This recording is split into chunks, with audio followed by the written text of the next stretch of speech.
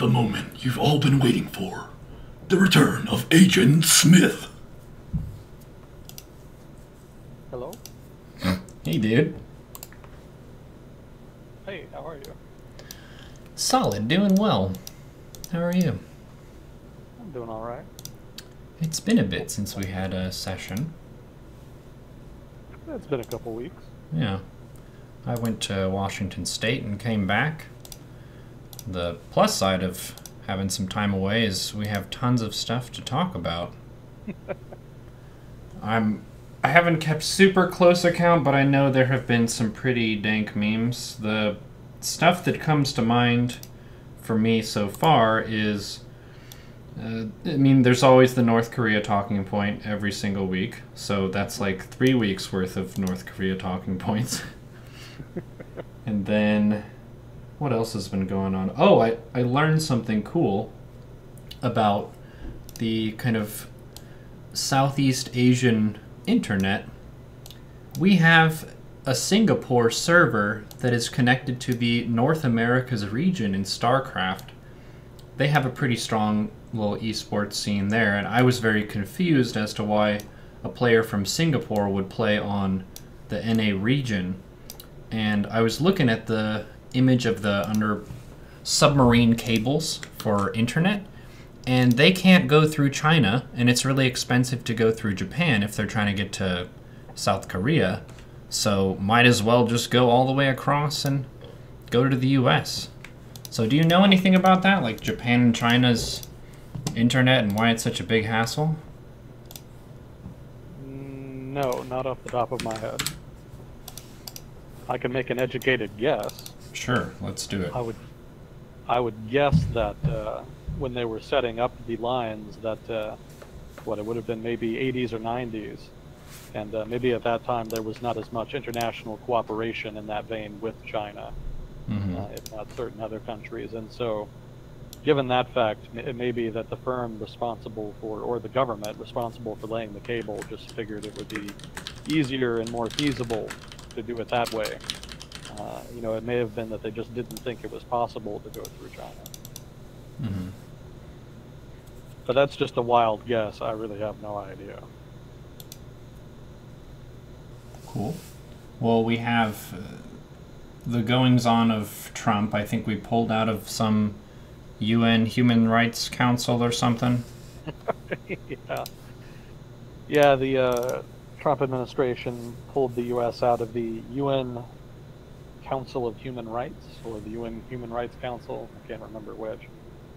It's not that big a deal, really, because the council itself is relatively new. I think they only created it in like 2006 or something. And the U.S. actually had pulled out before under the Bush administration, and didn't come back until I think 2009 under the Obama administration. So it's kind of turning into one of those things like the AIDS thing. The U.S. gives a lot of aid to Africa in order to fight, AIDS and other things. And as part of that, there's kind of this policy question about whether the U.S. should give money to abstinence training and also, what the hell was it? Abortion, that's what it was. Whether or not funds could be used for abortion or in activities that are linked to abortion. And so generally what happens is Republican presidents will restrict funding so that no foreign aid in Africa can be spent on, if not foreign aid in general, Africa is the one that comes to mind, restricts aid such that it can't be spent on anything linked to abortion, and generally Democratic presidents reverse that and allow it. And it just kind of goes back and forth depending on who's president. So it could be that this is something similar, where it's just going to, where U.S. membership in the UNHCR is kind of a function of whatever party is just in power at a given time. Right, so it's more of a partisan issue than a Trump issue. He's just kind of doing his job with that tradition. Yeah, there are some things that the Trump administration gets heat for that really are not necessarily that unusual. There are definitely some things the administration does that are somewhat unprecedented and cause for concern, but there's also a lot of things they do that they get heat for that are just sort of some things that any Republican administration probably would have done. And this is probably one of them. Yeah, nominally the reason for the pullout had to do with the council's bias, because the Human Rights Council generally focuses inordinately on Israel and Palestine, specifically with a lot of bias against Israel. At least that's the accusation. So there's kind of a sense that really it's not a legitimate institution in the sense that it doesn't really pursue human rights issues. So much as just use the institution, so much as the institution is used as basically a political bludgeon against Israel. Mm-hmm. And there's also the criticism that generally it's the worst human rights violators who end up on the council. You know, I mean, if you're a human rights violator, it really kind of behooves you to be on the Human Rights Council. Yeah. Because you don't really want the council to issue, you know, mandates or documents or whatever that are going to be against you for all the things you do. So there's an inherent incentive to try to get on the council, and generally that's how it pans out. So some people complain that, you know, the council doesn't really push human rights. It kind of gives a short shrift to human rights violations against, in some, well, most countries, and then focuses too much on Israel. That's a fair criticism. I think there is still merit in having it. There's also an argument that even if it's not a particularly effective institution in terms of pushing human rights, that it still has value in the sense that it creates a venue in which human rights issues could be discussed. Better than nothing, basically, that argument goes. Where people stand on that is kind of a matter of subjective opinion, so, you know, up to the individual to determine where they stand on that. Mm-hmm. But ultimately, the U.S. pullout is not that significant. It doesn't really matter that much in the grand scheme of things. It's more symbolic than anything. Mm-hmm.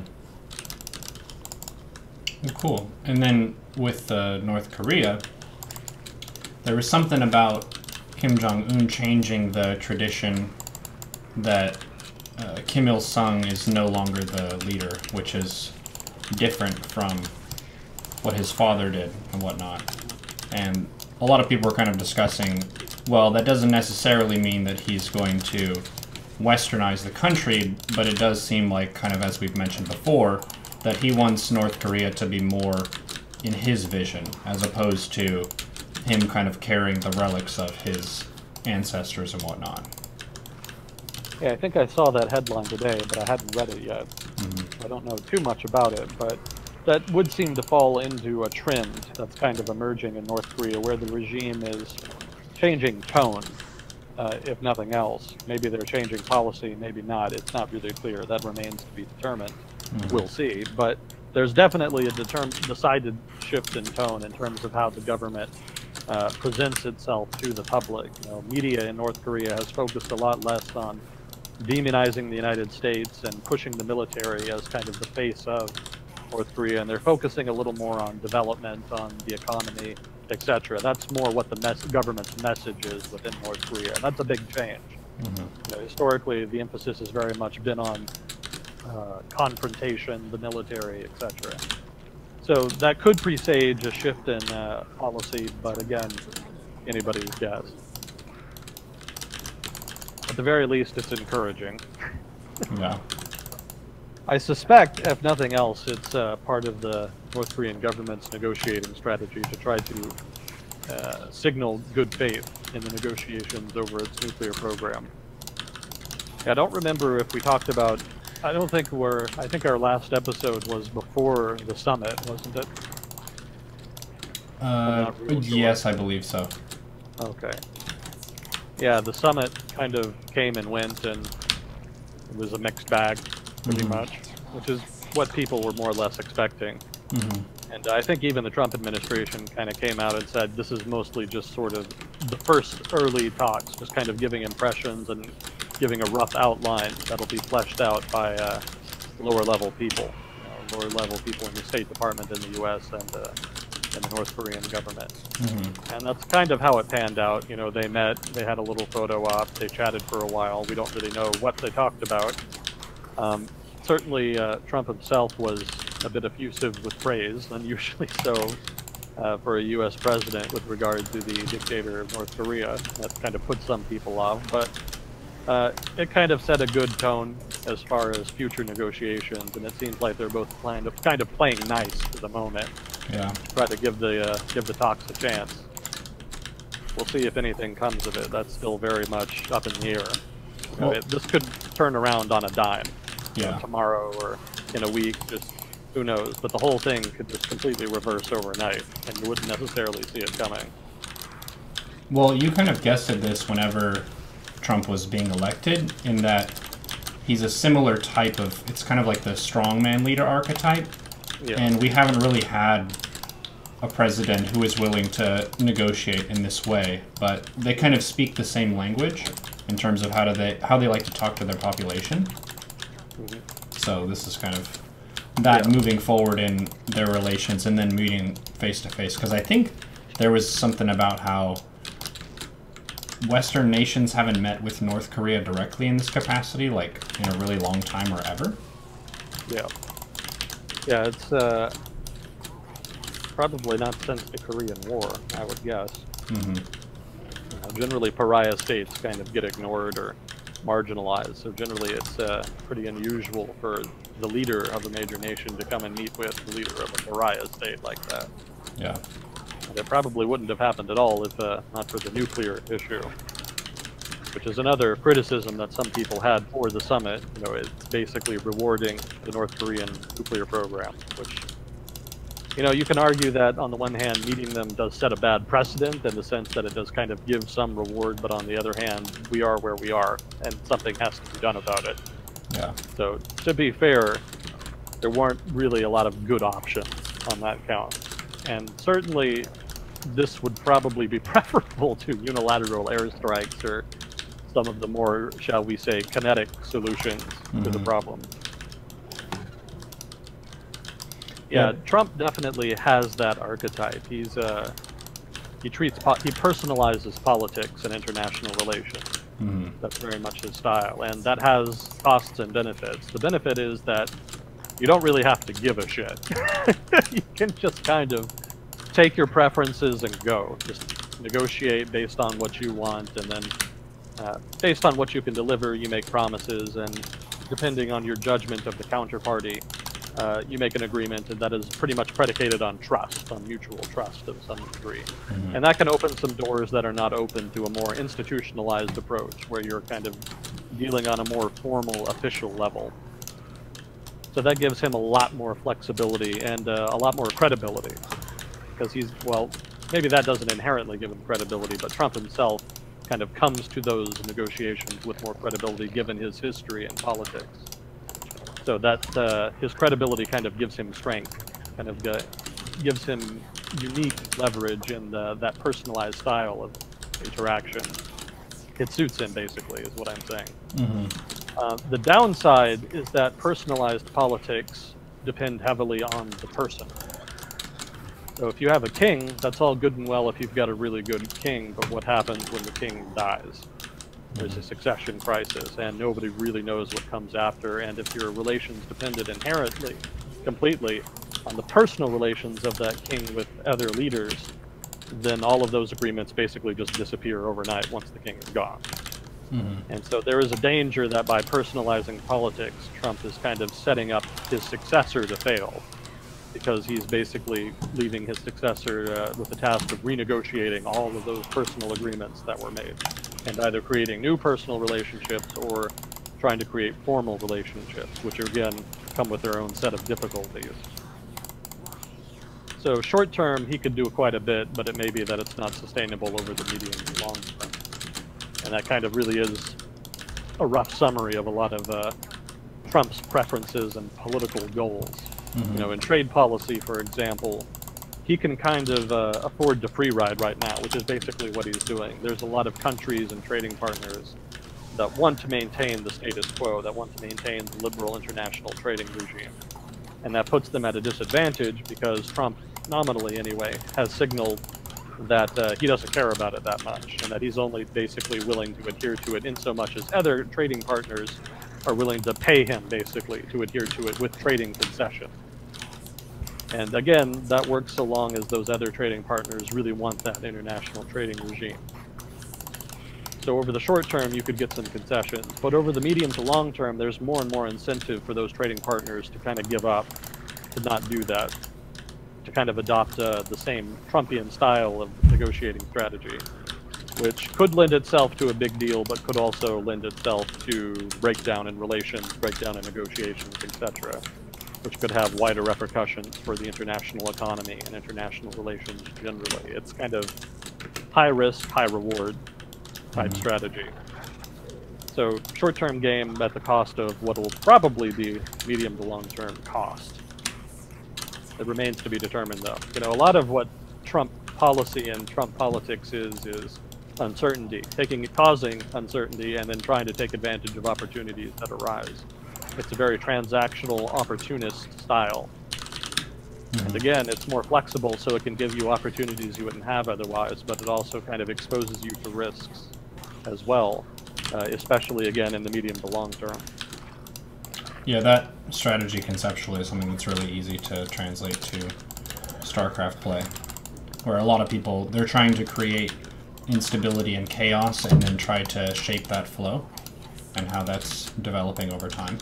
Where some people are all about stability, they want stuff to be predictable and kind of normal and not out of the ordinary. Yeah, that's a good analogy. You know, there's certainly a lot of that going on right now. Now, the people most upset about Trump are generally the people who are kind of the most used to having stability and predictability in politics and in international relations. And the shift away from institutionalized relations to personalized relations kind of perturbs those people in particular. You know, one of the things that, one of the fallout, one of the impacts of this sort of shift is that there's more risk in international trade. Like if you're a firm engaged in international trade or thinking about engaging in some kind of international trade, export or import, what have you, the fact that you don't know what the rules are or what the rules are going to be for international trade acts as a disincentive. So that in and of itself creates a barrier to trade. Just making the situation uncertain like that has a clear impact. So to that degree, just by being bellicose and vocal about being critical of trade kind of has the effect of curbing trade in and of itself. So in that sense, the administration is kind of achieving one of its goals just through rhetoric. Not completely, but it does act as kind of a brake on some international trade in that regard. And hypothetically, there are some jobs being created in the U.S. that would have been created elsewhere because of it.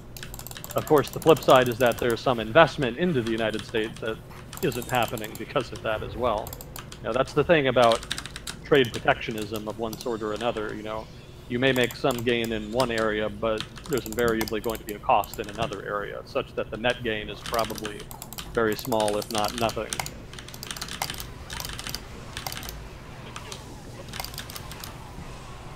Let's see, so there were a couple questions. We can jump into that. What do you know of the migrant crisis? I hear conflicting quote-unquote facts. Is it really Trump's decision to separate children at the border, or is it actually due to an existing law? Let's see, so it probably was Trump's decision, but it's unclear. You know, I'd have to be a fly on the wall of the White House somewhere to kind of know that. I doubt it would have happened without Trump's okay, though, regardless. So, if nothing else, it was kind of his final decision. You know, it was ultimately kind of up to him. Is it actually due to an existing law? I mean, if it is due to an existing law, it wasn't being enforced previously. So, whether it was an existing law or not kind of doesn't change the fact that the shift either to a new policy or the embrace of a law that wasn't being enforced kind of is the result of a presidential decision of one sort or another. It doesn't really matter per se, I mean, who made the final decision, because the Trump administration is going to be blamed regardless by the people who don't like the administration for one reason or another. And of course, Trump supporters will be critical of criticism in that vein. So it almost is irrelevant, such as the state of politics in the U.S. I think ultimately what the Trump administration is trying to do with that policy, again, whether or not it's a pre-existing policy or not, debatable, but clearly there was a shift in policy to some degree that resulted from a decision in the White House. And I think the gist of it was to try to adopt an Australian strategy, basically. In Australia, and I don't, maybe some people from Australia listening can kind of back me up on this, or correct me on this. But the Australian government had a problem with immigration starting about, 10 years ago or so, maybe more recently than that. And they had a bunch of people trying to migrate basically illegally into Australia. And so the way they tried to deal with that was to open up a number of detention centers outside of Australia and detain people there. And the detention centers were, well, some people criticized them for having bad conditions. And, that's kind of a partisan football in Australian politics. To what degree are the camps inhumane? To what degree are they actually fine? And that the opposition is making a big deal about it. That's a whole discussion in and of itself. But basically, what the Australian government did, either advertently or inadvertently, was to try to play up the fact that these camps are not someplace you want to be. And ultimately, that had a deterrent effect. That ultimately did significantly reduce illegal immigration into Australia. And, if I'm wrong on that, I welcome clarification. This might be a good time for the usual disclaimer. I'm not an expert in everything we talk about. You probably noticed by now. I welcome criticism. If I say something wrong or stupid or something that you think is biased, please do say so in chat. It's meant to be more of a conversation, even if I do most of the talking. So, do feel free to contribute and point out, any inaccuracies or mistakes or biases or what have you. I feel like I'm forgetting something as far as the usual disclaimer. It's been a while since I've made it. But that's the gist of it. But with Australia, the idea was to kind of create an image, a kind of a negative image of these camps to try to give them added deterrent value. And that did work to a degree. And so it may be that the Trump administration is trying something similar by just kind of signaling that this is something that will happen, that, if you do come here illegally, we'll separate your children. And there was, for a while, some evidence, anecdotal evidence, that it was having a deterrent effect. It may still have a deterrent effect, albeit watered down, given that they've kind of walked back on that. So I think that's kind of their thinking.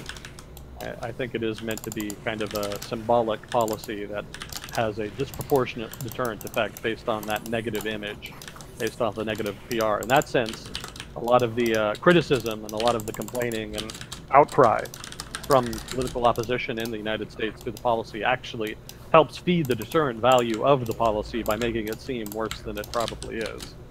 Although you could argue that it is as bad as it is. Again, that's a whole other thing that I'm not going to get into. I'm sure people will be happy to argue about it in chat. But roughly, that's kind of the gist of the policy. That was sort of the objective, original intent. And, we'll see what the effect is long term.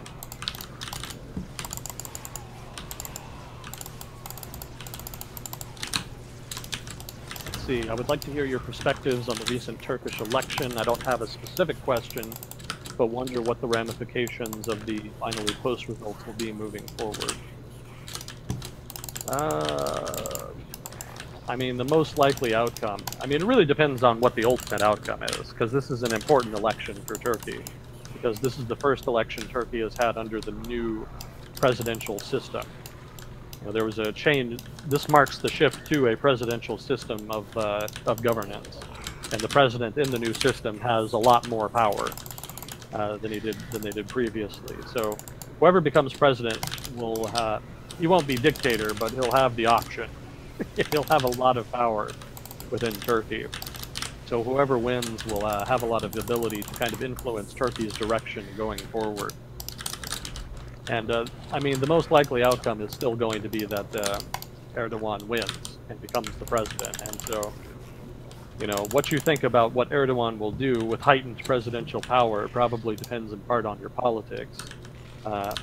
Whether it's good or bad, or whether he becomes the next dictator or tries to resuscitate the Ottoman Empire, or if he takes a more moderate course and just tries to kind of solidify his control and the grip on power of the AKP.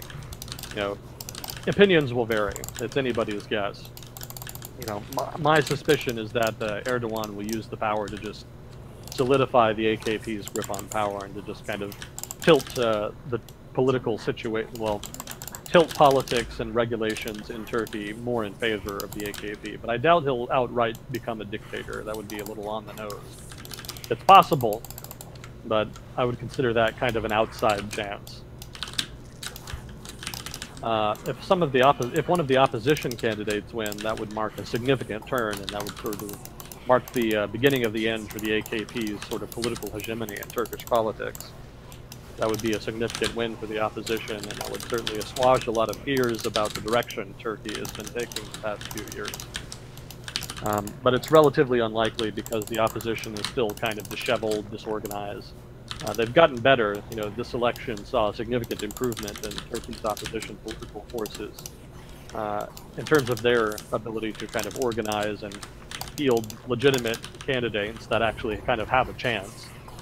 But the AKP political machine is pretty powerful, and it's pretty entrenched, and they have a lot of, you know, structural advantages. The media in Turkey is pretty much almost all pro-AKP from what I've read.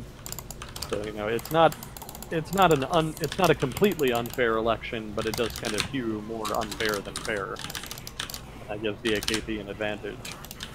And there's also just a lot of just legit support for the AKP. And I think we've talked a bit before just about kind of the crux of the support for the AKP, just the fact that for a long time Turkey was ruled by an authoritarian government, basically the military, and that they enforced secularism and westernization and economic modernization and, you know, sundry other things in that vein.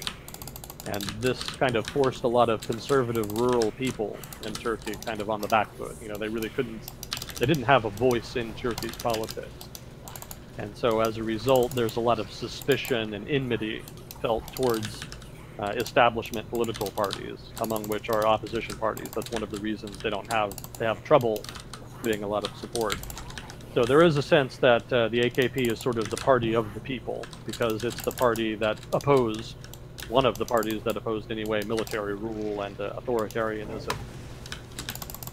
You could argue that they're basically embracing a new type of authoritarianism, that they've kind of adopted a lot of the techniques of their forebearers, but, you know, that's a whole other issue. You know, that rise of populism. You could kind of consider the AKP one of the manifestations of populism that's popping up all over the world, basically. And so that populist rhetoric and populist politics and, you know, party machinery, patronage politics, all of that gives the AKP a big edge. In addition, you know, that all feeds into that historical narrative that I kind of just described. So it's very difficult then for the opposition to kind of make a dent in that. They're going to come closer this time than they've come before. There's a whole generation of people who have kind of grown up under the AKP, and a lot of them are more middle class and don't really need the AKP, right? If you're poor, then it helps to have kind of a party like that who can kind of give you work, you can basically take advantage of the patronage politics that they have on offer. But as Turkey has become wealthier and more people have become, you know, urban middle class, they don't really need that as much. And for them, the AKP and its patronage politics is a drain because their tax revenue is kind of being used to pay for that. So over time, there will be a structural shift as Turkey becomes kind of more urban, more middle class like that, and the AKP will probably progressively find it more difficult to kind of garner the same level of support. But for now, I don't think we've quite reached that tipping point. So most likely Erdogan will kind of get the presidency, and will take measures after he becomes president that will allow him and the AKP to retain power for probably another 5-10 years at least, I would guess. So that's just a wild guess off the top of my head. Did you see the image of the rally for the opposition? Oh no, what was that? It was just an image of, like, I don't know, hundreds of thousands to 1 million people or something.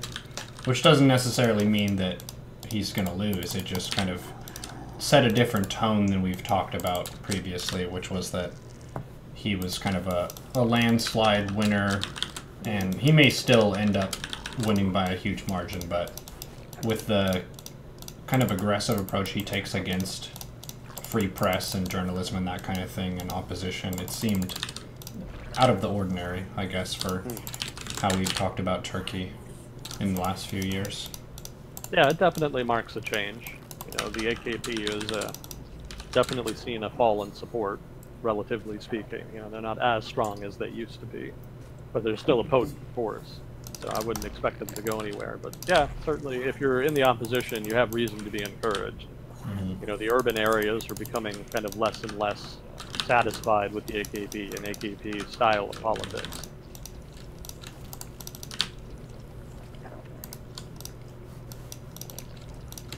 That's cool.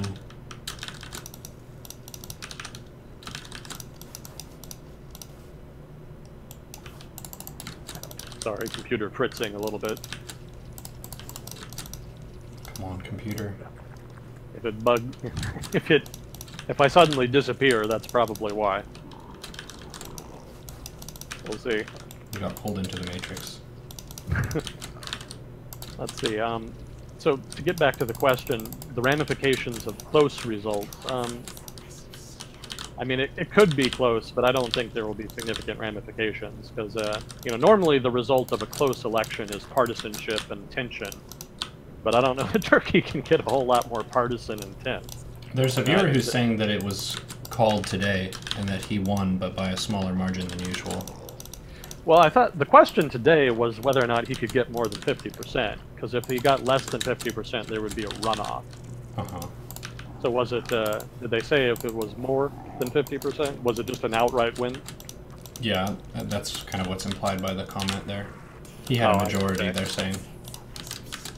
Yeah, I see the headline here.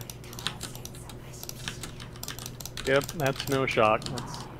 The opposition was kind of hoping to at least force a runoff. So that's probably a little bit disappointing, but at the very least, they probably did better than they have in previous elections. So that's something.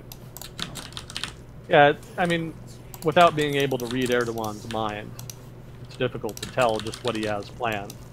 You know, because he's been accumulating power for a number of years now. So whether he's just doing that for the sake of it, just to kind of have more power, or if he's doing it because he has something in particular in mind that he wants to do with that power, nobody really knows. Certainly, he's a relatively socially conservative guy, so he could veer in that direction. He's already, you know, part of the AKP's party platform has been raising a quote-unquote pious generation. So they've been introducing little reforms here and there to try to kind of make Turkey a little more conservative and to give social conservatives more space in Turkish society, in particular in public spaces. But if he does kind of take a more dictatorial bent, he could certainly accelerate that if he wanted to. Yeah, I would be curious to know what the military kind of thinks about that. If he does take a more dictatorial trajectory, would the Turkish military kind of stand up and do something about it? I think we talked a little bit a couple weeks or months ago. It must have been months ago. That one of the things I was watching with the election was whether or not the Turkish military would move if Erdogan did win and did kind of indicate that he would become more of a dictator. And it's still, you know, the election just happened, so it's not clear yet just what direction he'll take. But certainly the military would have more incentive than ever now, given the greater presidential power to move, if Erdogan did kind of really try to become a dictator of some kind or another. I don't really know what the state of the Turkish military is, though, because there's certainly been a watering down of the military's power and independence in Turkey over time. So it may be that they're really not in a position to, and it may be that they don't even particularly want to. It may be that the military has kind of accepted a smaller role in Turkish politics as being an inherent cost of modernizing the country and trying to eliminate some of the uncertainty introduced by having periodic coups. That's generally not great for business confidence. So that'll be something to watch in the next few months. You know, I would be curious what the army will do and what signals Erdogan sends about his intentions. Yeah, there's not a lot of work to work with in terms of predictions thus far. So I would have a hard time giving the person asking this question. I would have a hard time kind of giving specifics as to what ramifications there will be. At the very least, I would say more reforms that make politics in Turkey more skewed, more tilted in favor of the AKP. But beyond that, anybody's guess. You know, that's kind of the trouble with authoritarianism and giving broad discretionary power to the government. I mean, they can kind of just do whatever they feel like. and whatever they feel like could be, could change from day to day, especially when you're dealing with somebody with an erratic personality. Mm-hmm. And of course, politicians, there's a very particular type of politician attracted to power, and generally they have erratic personalities. Take your pick from any number of populist politicians in that vein who could serve as a case study. That's kind of a meandering answer there. It's kind of all over the place. That might not be an entirely satisfying answer, but roughly those are some ideas, some rough snapshots of some perspectives, if you will. We can come back to that this person wants if he wants something a little more targeted, something more specific. Feel free to ask a follow-up question. Let's see. It seems like I can't trust most major news sources. They were all too interested in Trump sneezing. I don't know what that means. I assume criticizing Trump. Is there a news source that you can recommend that is trustworthy? No. No, I can't. Because, if you're never going to find a news source that is unbiased. All sources of information have some inherent bias. So, if your bar is what is a source that's trustworthy, you're never going to find one. There's always going to be some bias there. If you want to find a source that confirms your bias, that's easy. I'm sure there's plenty of those. There's a whole market, basically, that's built up around confirming people's biases and reporting the news. So you can find any one of those and kind of run with it. There's also a lot of that on the internet. The internet is probably even worse about that than the cable television channels are. Depending on the site, anyway. I think when it comes to processing information and getting news, it's better to kind of just try to learn the basics. Just try to learn as much as you can about the background information about a policy question or a given country or what have you. Whatever it is you're trying to read about. Learn as much as you can about the background so that you can kind of judge for yourself what bias is in a given report that you're reading or a given article that you're reading, so that you can kind of be better able to judge how good a source it is, how efficacious the information is. We've talked before at length about sources and bias and what have you, and I probably I probably can't do as good a job off the top of my head here and now than I could in those particular examples, so I won't get too much into it here. But basically, yeah, there's no golden source you can kind of go to. There's inherent bias kind of everywhere. The best advice I could give is to be skeptical. Just in general, be skeptical. Try to confirm what you read. If it's too good to be true, it probably is. If people are predicting the end of the world, probably not true. So just in general, bring a skeptical mind to everything you read. That's probably the best you can do, really.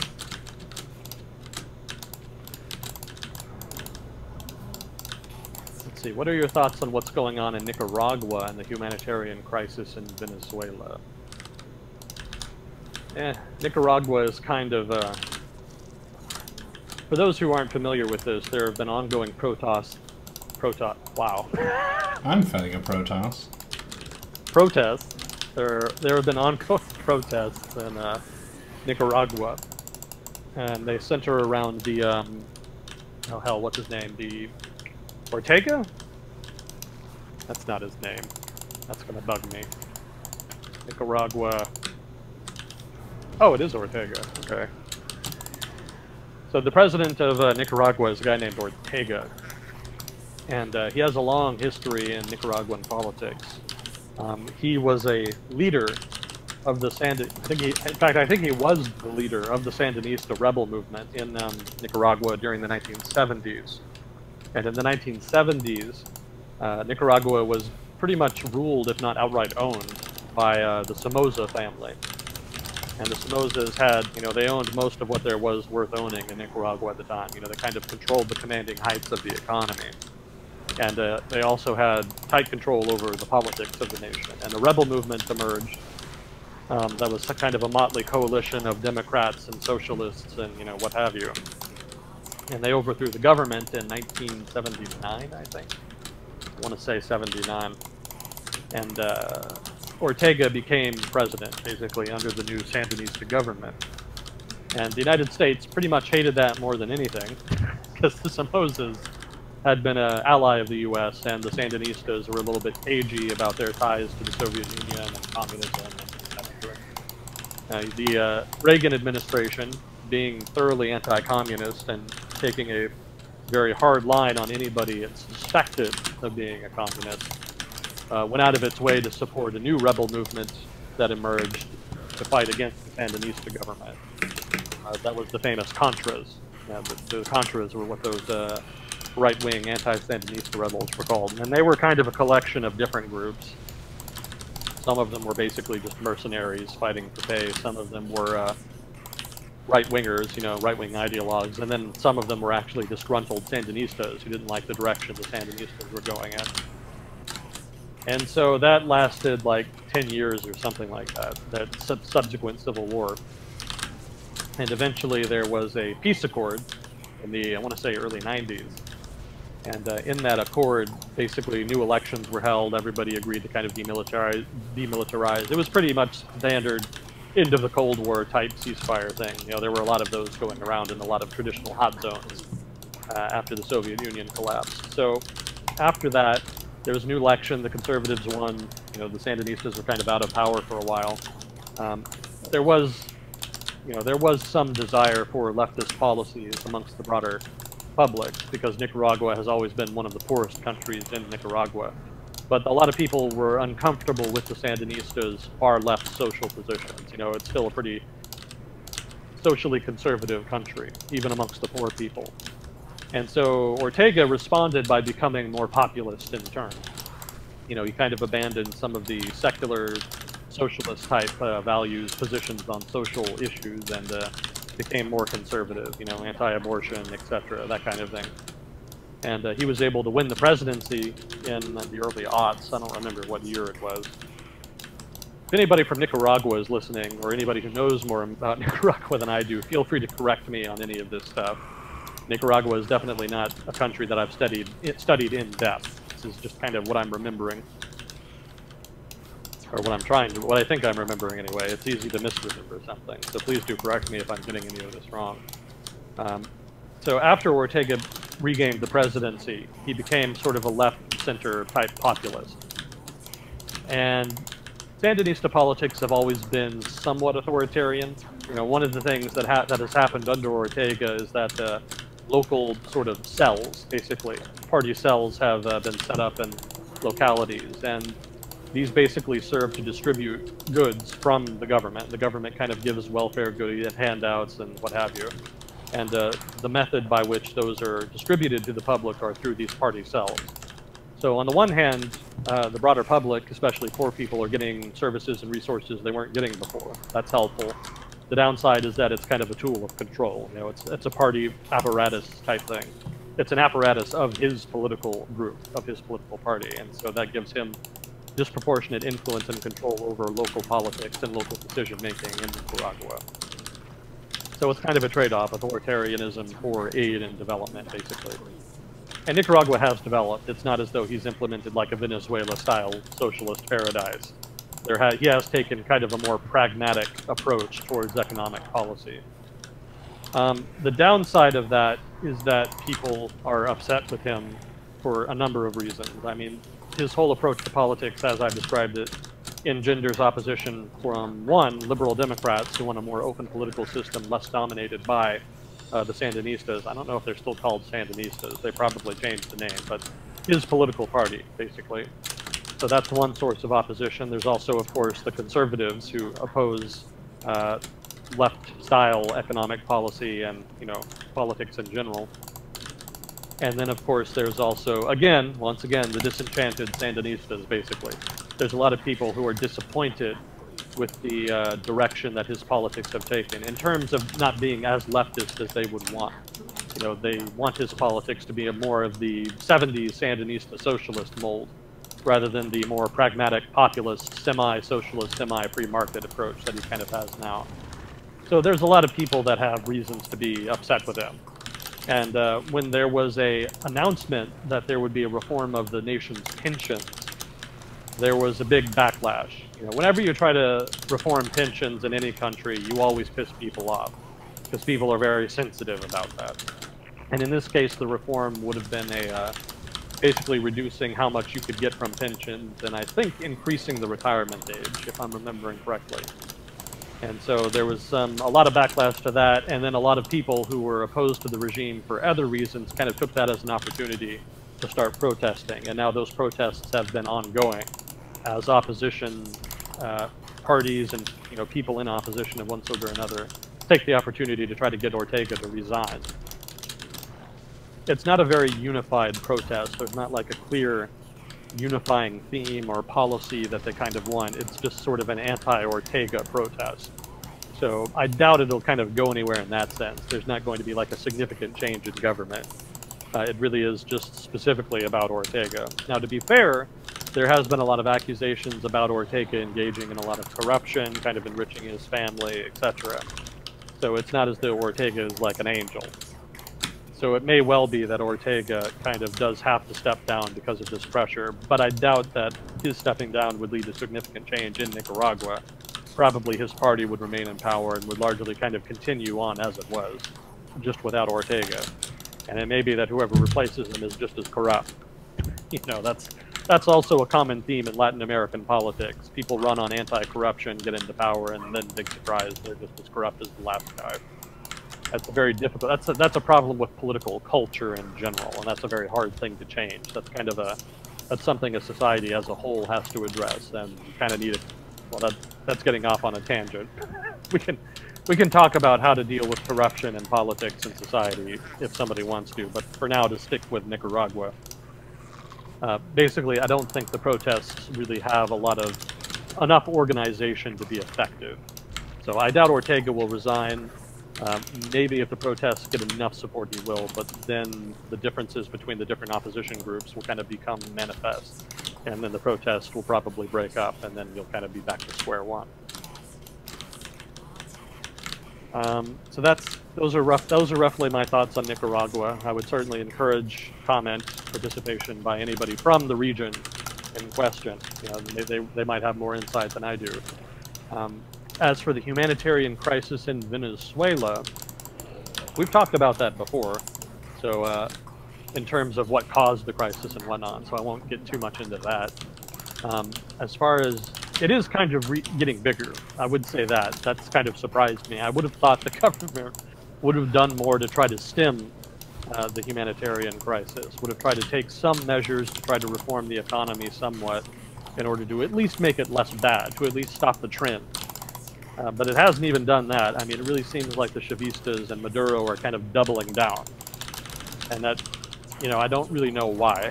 That seems needlessly self-destructive to me.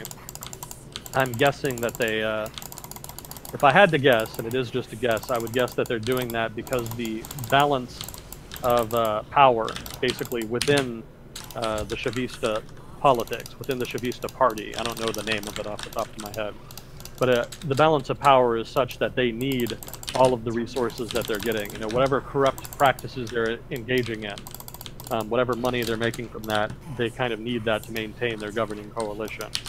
So it may be that they just can't do reforms because they need all of the power they've accrued to kind of stay in power.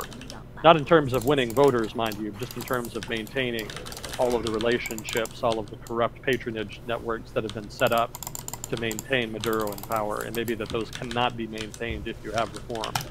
So given the choice of engaging in reform that would improve the economy, but basically cause a lot of infighting within the party, that could result in the collapse of the party and the government.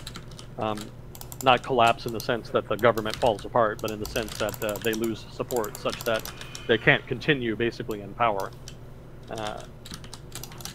That choice is less attractive to them than just kind of letting the economic situation deteriorate but maintaining their grip on power. And kind of like we've talked about before, they have enough support from the hardcore Chavista supporters, specifically amongst the country's poor, to do that. That's still feasible. And things are not really bad enough for them to really make them question their, to make enough of them question their support for the Chavistas to really put Maduro and that governing coalition in danger. So that's probably going to continue getting worse, I would assume. At some point, presumably, there's going to be a point at which they have to do some kind of reform, presumably. But it's anybody's guess when that is. So in the meantime, there's probably going to be more and more migrants leaving Venezuela, trying to find work.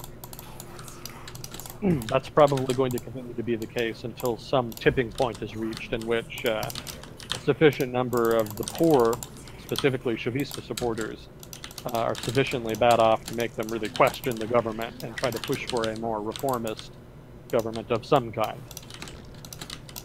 I doubt the opposition is going to be able to do anything with this, because the opposition in Venezuela has been nothing if not disorganized, to put it mildly. There's a lot of different personalities, there's a lot of mistrust. You know, the Chavistas have been very good about coloring the opposition as being basically the avatars of oligarchs and business owners and what have you, and they kind of have a bad reputation in Venezuela. So overcoming that will be kind of the task going forward for Venezuela's opposition, but they're a ways off from that. There needs to be a lot more organization, solidarity, cohesion in the opposition camps to really make them a viable threat, in addition to continued economic deterioration for hardcore Chavista supporters. Yeah, it's going to get worse before it gets better, basically, is what I would say about that.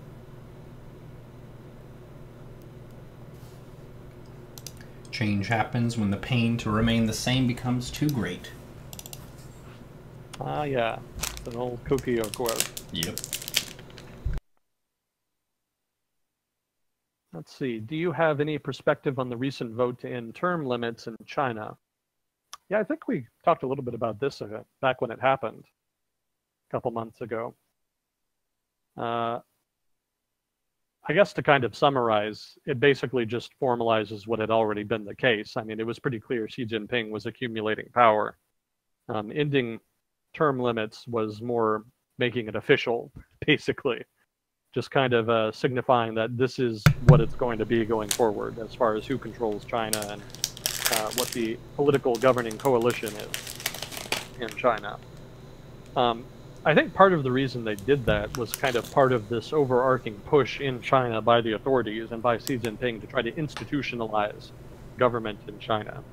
And it might seem weird to think of China as not having a lot of institutionalization. You know, China is an authoritarian government. It has a reputation for having a government that's very overbearing, that is everywhere, that it's kind of Orwellian.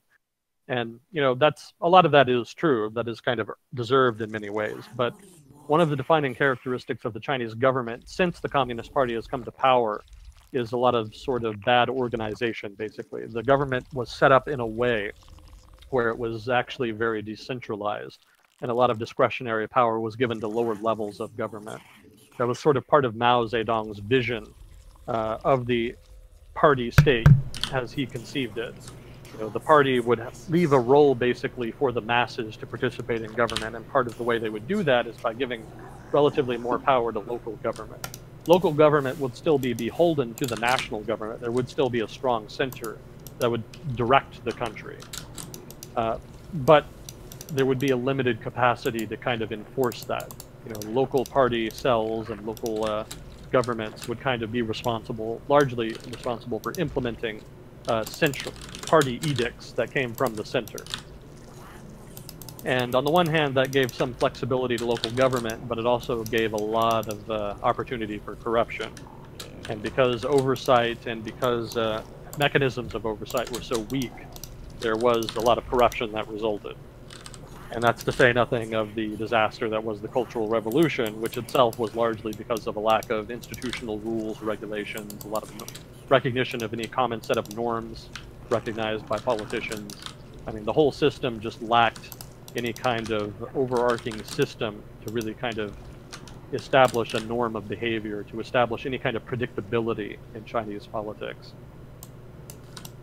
And that's just in addition to all the other, you know, little things like having multiple agencies responsible for doing the same thing, having agencies with overlapping authority, such that they step on each other's toes all the time. Just basically problems with the institutional setup of the government. So part of that then, again, removing the presidential term limits is creating a set of rules then that just establish that, okay, this is legally what we're doing. We're going to have a long-term president who's just in power, but he's going to do it technically legally. We do have some legal code in place that allows that. And a lot of the reform effort that's been going on since Xi Jinping has kind of come to the fore as paramount leader in China, has kind of been in this vein, you know, just trying to create systems, organizations, institutions that are more formalized, you know, and are predicated more on a set of laws rather than just a set of handshake agreements. You know, just kind of general understandings instead of actual written code, which is what it had been before. And that, again, that's all part of an effort to modernize China's governance, to make it more efficient, to give the party more levers of control over society, and to just kind of modernize things in general.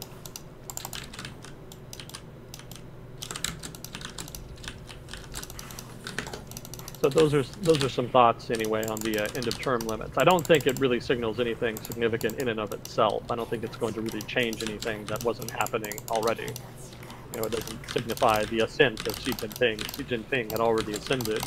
In fact, if he had not ascended, basically as paramount leader, he wouldn't have been able to do it in the first place. Let's see, what are the primary reasons that China has seen such explosive economic growth in comparison to India? They seem to have pretty similar GDP per capita 30 years ago. Yeah, that's an involved question. It comes down to Deng Xiaoping's reform effort. You know, Deng Xiaoping kind of eventually came to power after Mao Zedong and the Gang of Four were kind of ejected, basically, kind of fell. And he inherited the country, and he wanted to reform the economy such that it could be productive, such that, you know, it wasn't just completely shut down and stagnant, kind of like the Soviet Union's economy was at the time. And so those reform efforts embraced free markets, implemented the necessary institutional changes to allow free markets, and basically gave people the freedom, well, some freedom to engage in free enterprise. That's in contrast to India, which after independence had a very socialist vision of economic policy. Their vision, you know, Nehru's vision of India's economy was that it should modernize, that it needed to industrialize, and that resources and policy should be shoveled towards it, basically, should be catered, it should be centered around trying to industrialize India. And it's really hard to centrally plan something like that. I mean, you can do heavy industry. Generally, socialist economies do better at developing heavy industry quickly. But doing light industry and other things, and even small things like small businesses, you really can't centrally plan something like that. And so the result was that India's economy kind of stagnated for like 40, 50 years after independence. You know, that was what they called the license Raj. That was sort of the joke in India. You know, if you wanted to do anything, you had to get a license, and that was because the Indian government was trying to kind of, they didn't want to set up a command economy, but they wanted to set up an economy where they had a lot of levers of control so that they could kind of direct the nation's development. And the trouble was they just weren't very good at it. You know, there was a lot of corruption. There was just a lot of policies were badly designed. A lot of policies had, what's the phrase? Unexpected consequences, basically. Unintended consequences, that's the phrase. And there were just a lot of problems in terms of getting the growth that they wanted. So the total result of all of these factors was that India's growth was relatively low. And India kept up this model, basically, this model of economic policy up until the early 90s. And it was only then that they really started to change. So India has a head start, I mean, China rather has a head start. They started their big reform effort they started their big reform effort 10 years earlier than India did.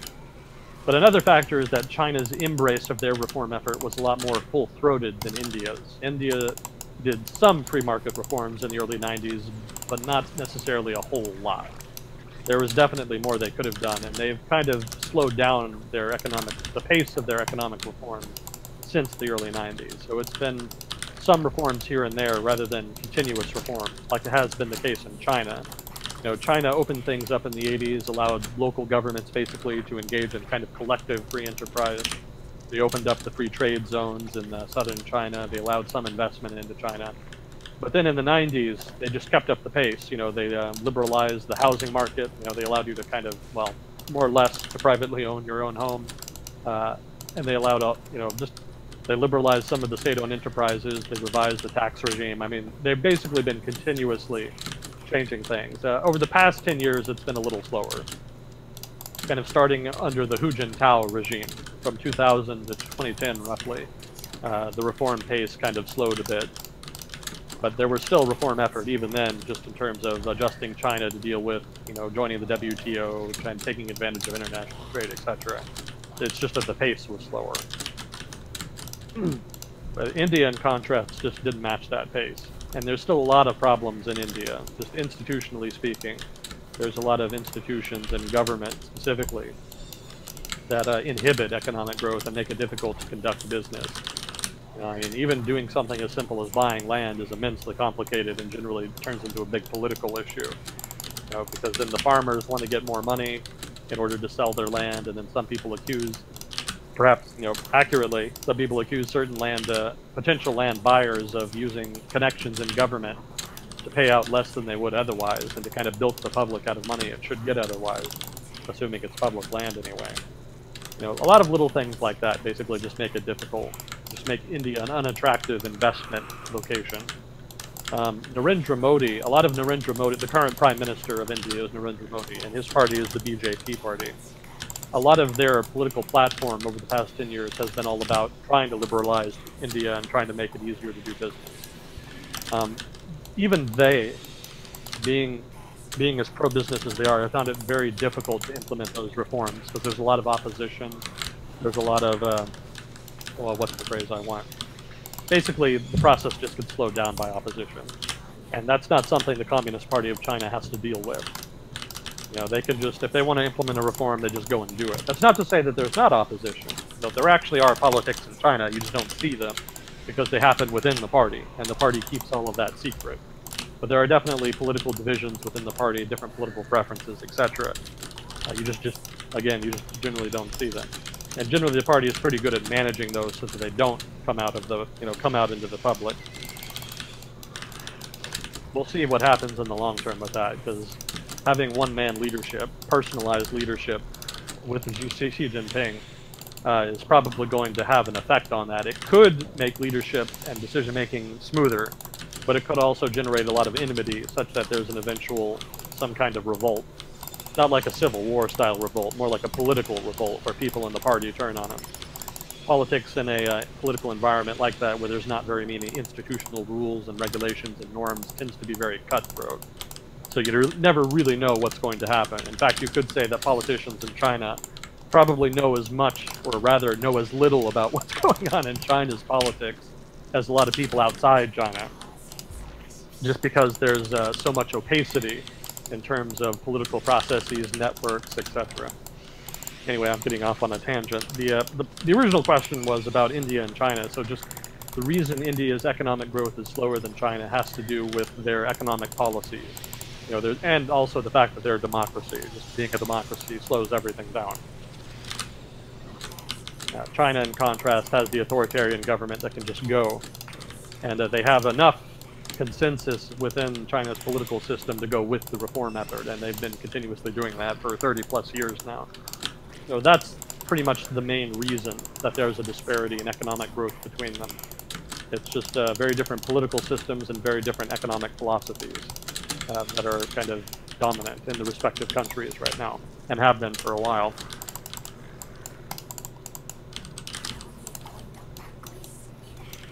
Let's see, a recent book cites the ability to imagine false realities, mythology, as being the primary factor that allows us to cooperate in numbers much larger than other animals.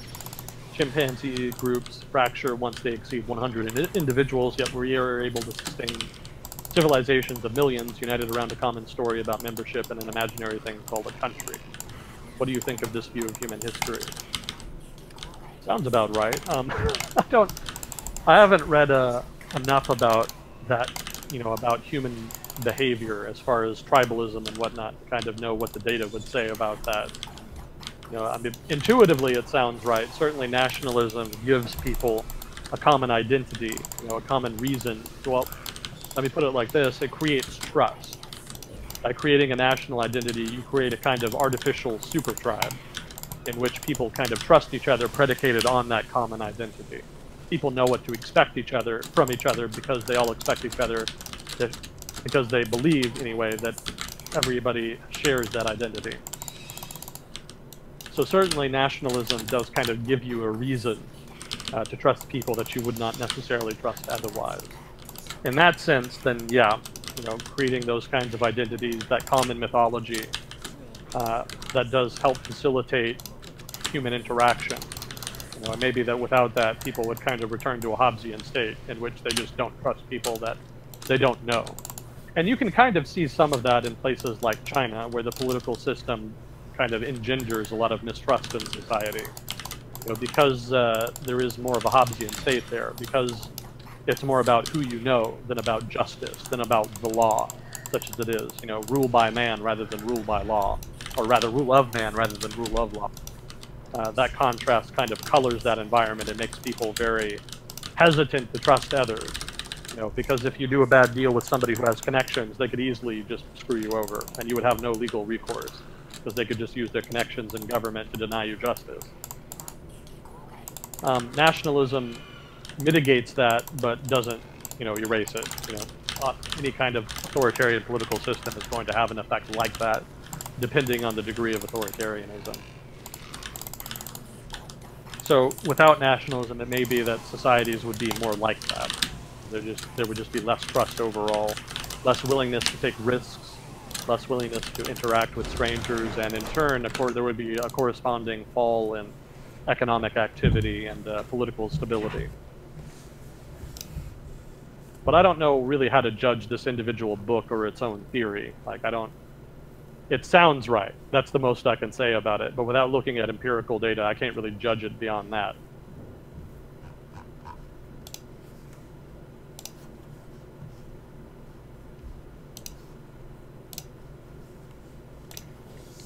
So my background is kind of from the opposite end of the spectrum, where it's not from the nations and countries and civilization in the grand scheme. It's more the cognitive science side of it, and talking about social groups.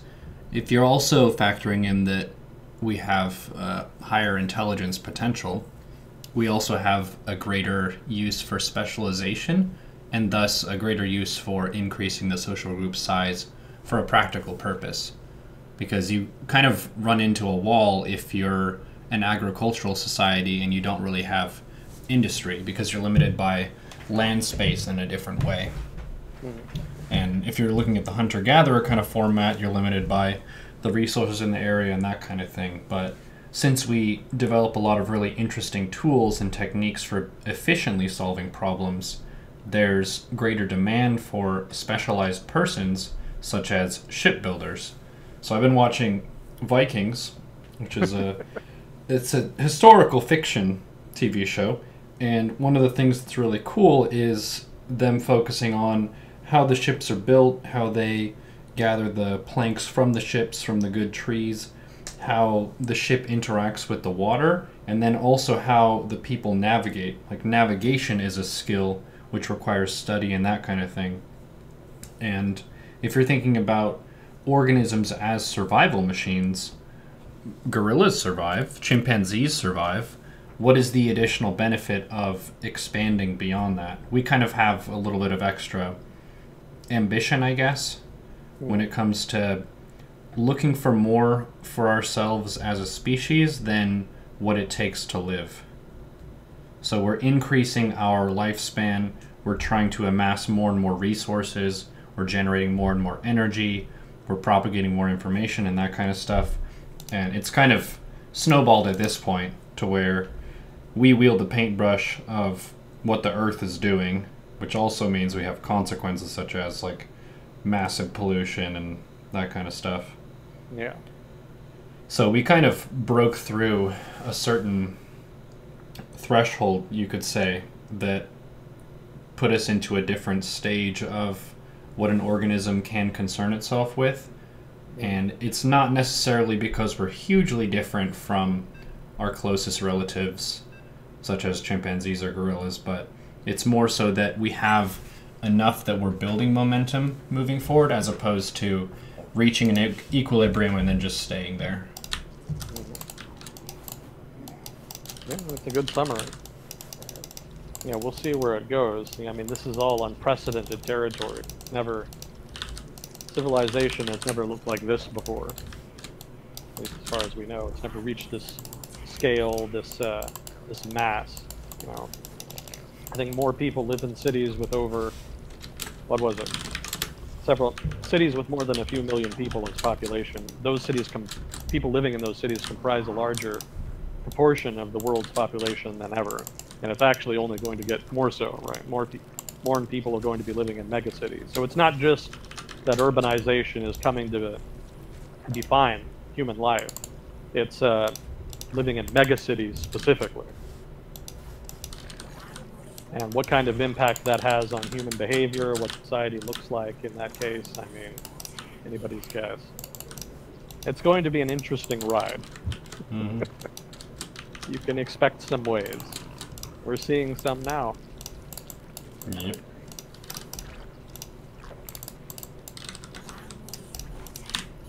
Let's see, I'm curious what made you go to school for a master's in politics and econ. What was your intended career path and where are you at with that intended career? Let's see, what made you go to... I actually didn't go to school for a master's in political econ. I actually originally, after I got my bachelor's, I pretty much just immediately went into a PhD econ program. And that didn't go well. So I took a master's in econ from that and transferred to from the coursework I did from that, and then transferred over to political econ. And that also didn't go well. So I got a master's in public affairs. And so it really wasn't much of a plan. It was just kind of something, I didn't know what to do after I got my bachelor's, so I just thought, I'll just go into grad school and I'll get some skills and then I'll think of something later. Didn't really think of something later, which became a problem. I would definitely recommend, if you're thinking of a PhD program, to try to know what your plan is long term before you get in. You don't have to know exactly what you want to get your degree at, or exactly what you want to do your dissertation on, but definitely have some idea. It helps a lot. It's very easy just to kind of be aimlessly in graduate school when you're in your 20s, and that was kind of the trap I fell into. I just, I went in and wanted to learn, basically. And so I just kind of meandered from different topic to different thing and didn't really have an end objective. So the result is that I have a lot of grad school education and haven't really been able to figure out what to do with it. So no particular career path in mind when I did it, and so not really at anywhere with that career path. That doesn't exist. Well, it's kind of similar to a question that I get a lot, which is, oh, you studied cognitive science, how does that relate to your career path? And it's like, I'm a StarCraft streamer now? I'm not sure what you want me to say. Yeah, I think a lot of times people, they expect you to follow the track normally, which, if you took a sample of all the university students and how many people get a job from their major, it's not 100%. It's pretty far from that. So, I think I'm definitely in that boat. You're also kind of in that boat. But the university experience is mainly to teach you how to learn, how to think about the vastness of information, and to specialize a little bit, and to find some success for yourself in a way that gives you a lot more freedom than high school does. Yeah. Yeah, I definitely learned a lot. You know, I think I'm better for the experience. I'm glad I did it, even though it kind of blew up in my face a bit. You know, it's a very rigorous process, you know, getting a PhD. But you know, not working in your field, whatever degree you have, and whatever kind of career track you're trying to get on, you know, not working in something that has to do with your degree is not inherently bad. That's pretty normal. Most, I think, people end up kind of doing that. You know, people kind of have this image. Let me say this. I had the image in my head when I was younger that getting a career was like engineering something, right? It was a very set, specific, easy to understand thing. You get a degree in a given field, and then you get hired to do that thing, and then that's your career. That's not how real life works. The way it really works is that you go and get a degree, and then you get hired based off of a lot of random shit. Like who you know, what jobs you worked before you graduated, you know, your personal networks, any number of things. You know, sometimes you end up in your chosen job, but then they have you do things that are kind of unrelated, and then you gain some expertise in those things, and then you end up doing more of those things. And then based off those things, you do related things. And so then you end up basically being taxed with things that are wholly divorced from what you had originally been hired to do. And that becomes your career track. You know, a career is a very organic thing. It evolves very kind of organically, naturally. It's not a fixed thing where you show up like, you know, like an accountant.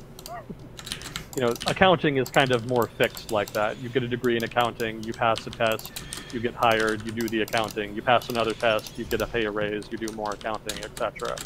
That's more what accounting is like. Most jobs are definitely not like that. And the economy, the way the structure of the economy is shifting, there are going to be fewer and fewer careers like accounting. There's already not very many. It's going to be even fewer going forward. You know, going forward, it's not going to be showing up at a place and working for 30 years. It's going to be just doing a lot of odd jobs. And building, you know, your ability to make a lot of money is going to be very dependent in future on your reputation. You know, your ability to be well known in your field or within a given industry. If you can do good work consistently, or maybe do mediocre work that's very economical, then you can build up a reputation, and that'll be the sort of the genesis of your demand for your product, whatever it is you're selling. You know, that's going to be the labor experience of most workers in the future, I would guess. And you can already see a lot of that with the gig economy. You know, that sort of amorphous tech industry on the internet that a lot of people kind of make their money working on.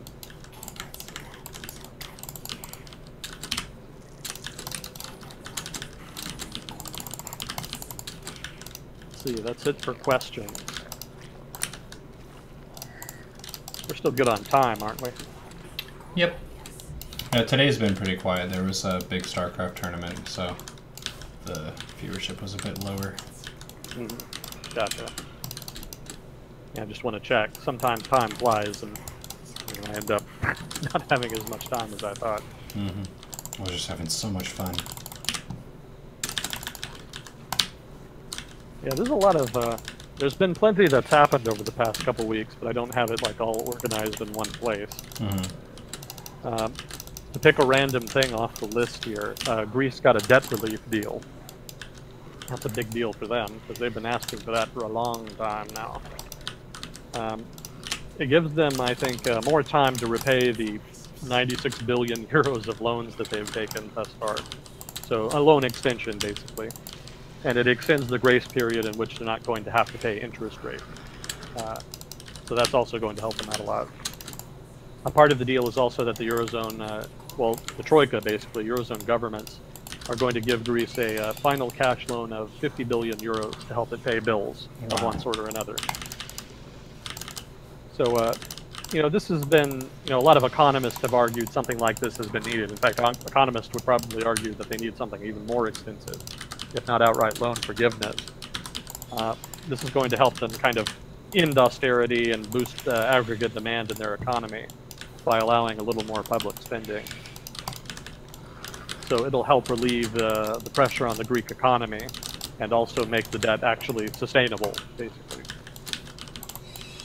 That said, in order for the Greek economy to really be sustainable and to prevent another major crisis from breaking out, the Greek economy would need actual reform, you know, actual restructuring. And it's a lot of those types of reforms that the Greek government has been the most resistant to since the Eurozone crisis happened. So it may be that they're kind of kicking the can down the road a little bit. Greece has kind of been portrayed as a victim of the Eurozone crisis, and that's true in part. But it's also true that the Greek political class has a fair amount of culpability in that as well. You know, there's a fair amount of corruption and short-term thinking amongst Greek politicians and Greek political elites that contributed to the Eurozone crisis. And it's for that reason that Germany in particular, if not also other European Union countries, have been so reluctant to bail out Greece and to give them loan forgiveness. There's a sense that that would set a bad precedent, that it would create a moral hazard that would make another crisis inevitable. Not only with Greece, but also possibly with Italy and Spain, which also have debt issues.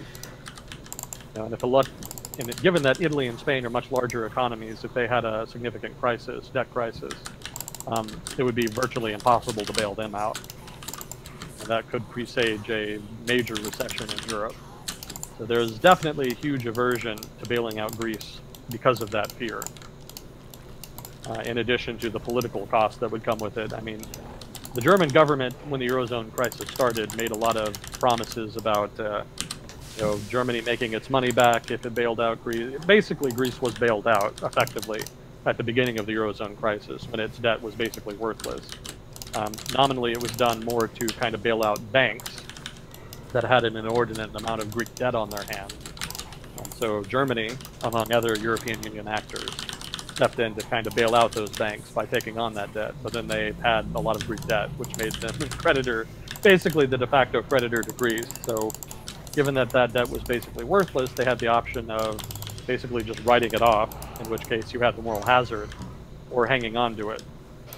But if you hang on to it and you restructure it, there's still the possibility of setting the moral hazard. So they've been kind of harsh on Greece to kind of send a message to Italy and Spain and other countries that, all right, we might bail you out, but this is what it looks like if we do. And of course, what happened was very ugly. So there is some deterrent then established. A little bit scatterbrained today, so some of these answers are a little all over the place. Yeah, thanks to everybody. But that was a big milestone. The Greek economy will probably improve going forward. They'll have more space to operate with. I think the European Union has established enough deterrent value, given their handling of Greece, that they shouldn't have to worry too much about a moral hazard. Although the new government in Italy does raise some questions in that regard.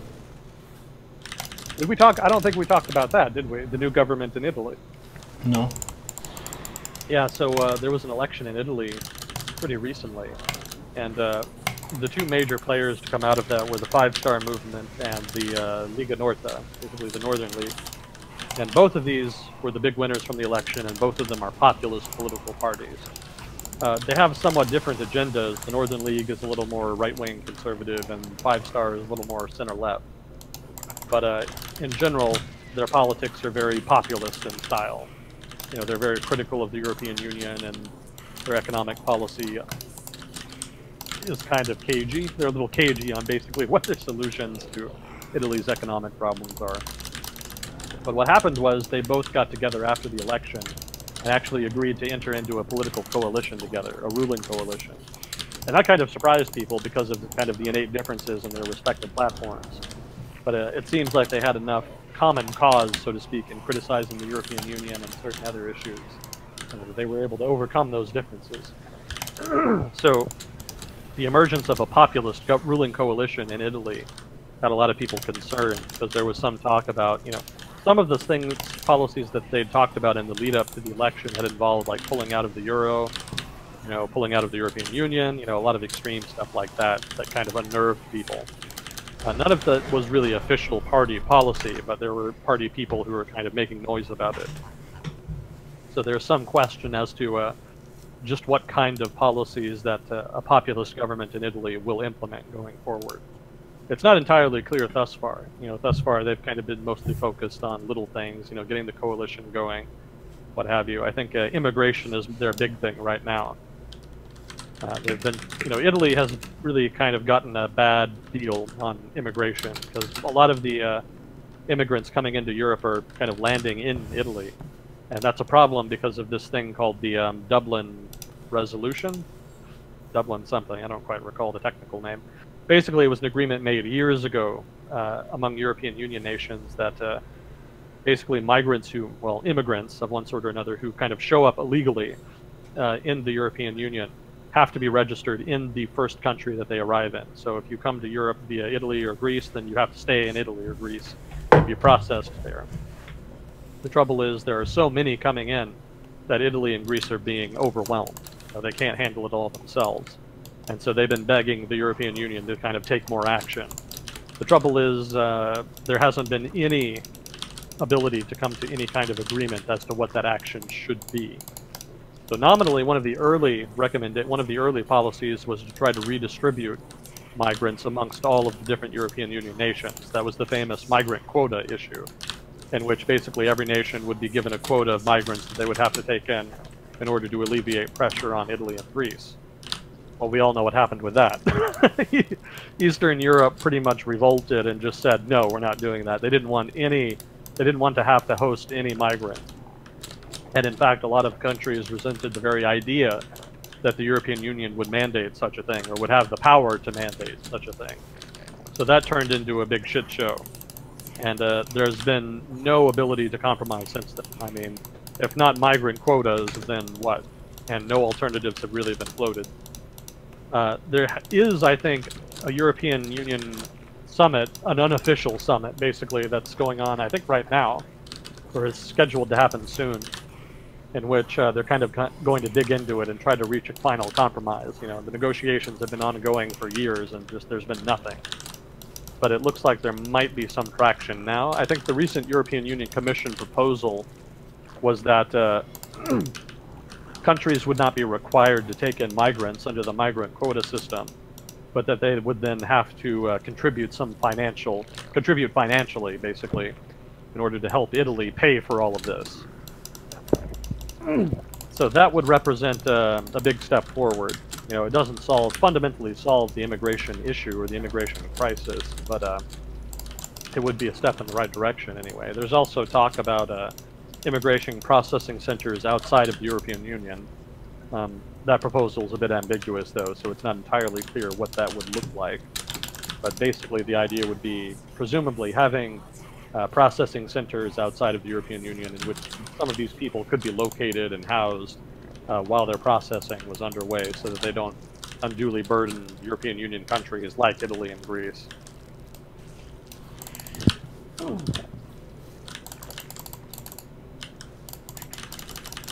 So that's something to watch. Italy's government could engage in some shenanigans, and that is a cause for concern if you're in the European Union.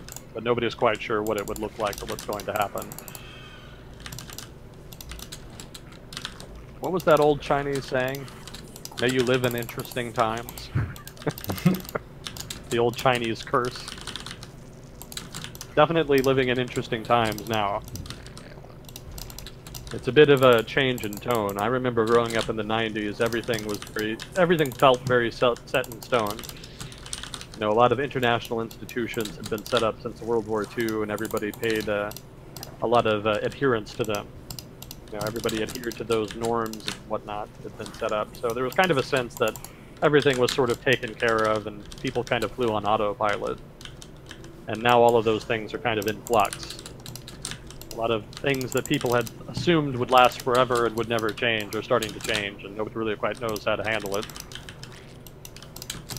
We've talked a bit about that before as well, at length. Let's see. Do you have any experience in economics forecasting, like using econometric models, shift share analysis, etc.? I actually don't, because the forecasting is not something that's actually taught in economics. That's actually something you kind of learn outside of economics. That's more business school type stuff. Yeah, I was definitely doing like theoretical stuff, you know, democratization, development, etc. So the business side stuff I'm not as familiar with. I do know that economic forecasting, from what I was taught about it, from what I have read about it, is that it's kind of a little bit voodoo. It's pretty much a voodoo. Yeah, you really can't predict economic outcomes. It's inherently difficult just because there are so many different variables involved. So economic forecasting is not so much about predicting outcomes so much as it is probabilistically guessing at what's likely to happen given past trends. And that's basically what econometric models are. You just look at past data that represents past trends and try to extrapolate that into the future. And that's accurate in so much as things don't change in the future, which of course they always do at some point. So forecasting is very much a mixed bag. You don't have to be terribly accurate with forecasting to have to be considered a good model, just because it is relatively inaccurate. But again, I don't do forecasting, so maybe I'm wrong on that. Maybe people more familiar with forecasting can give a better assessment of it. Maybe they have a better impression than I do.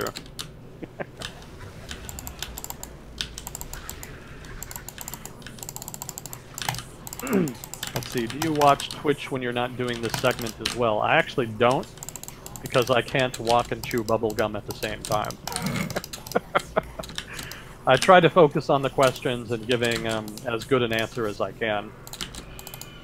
Having a little bit of trouble today. I'm a little bit rusty, I guess. But yeah, that is kind of the focus, so I generally don't read chat or watch Twitch or what have you.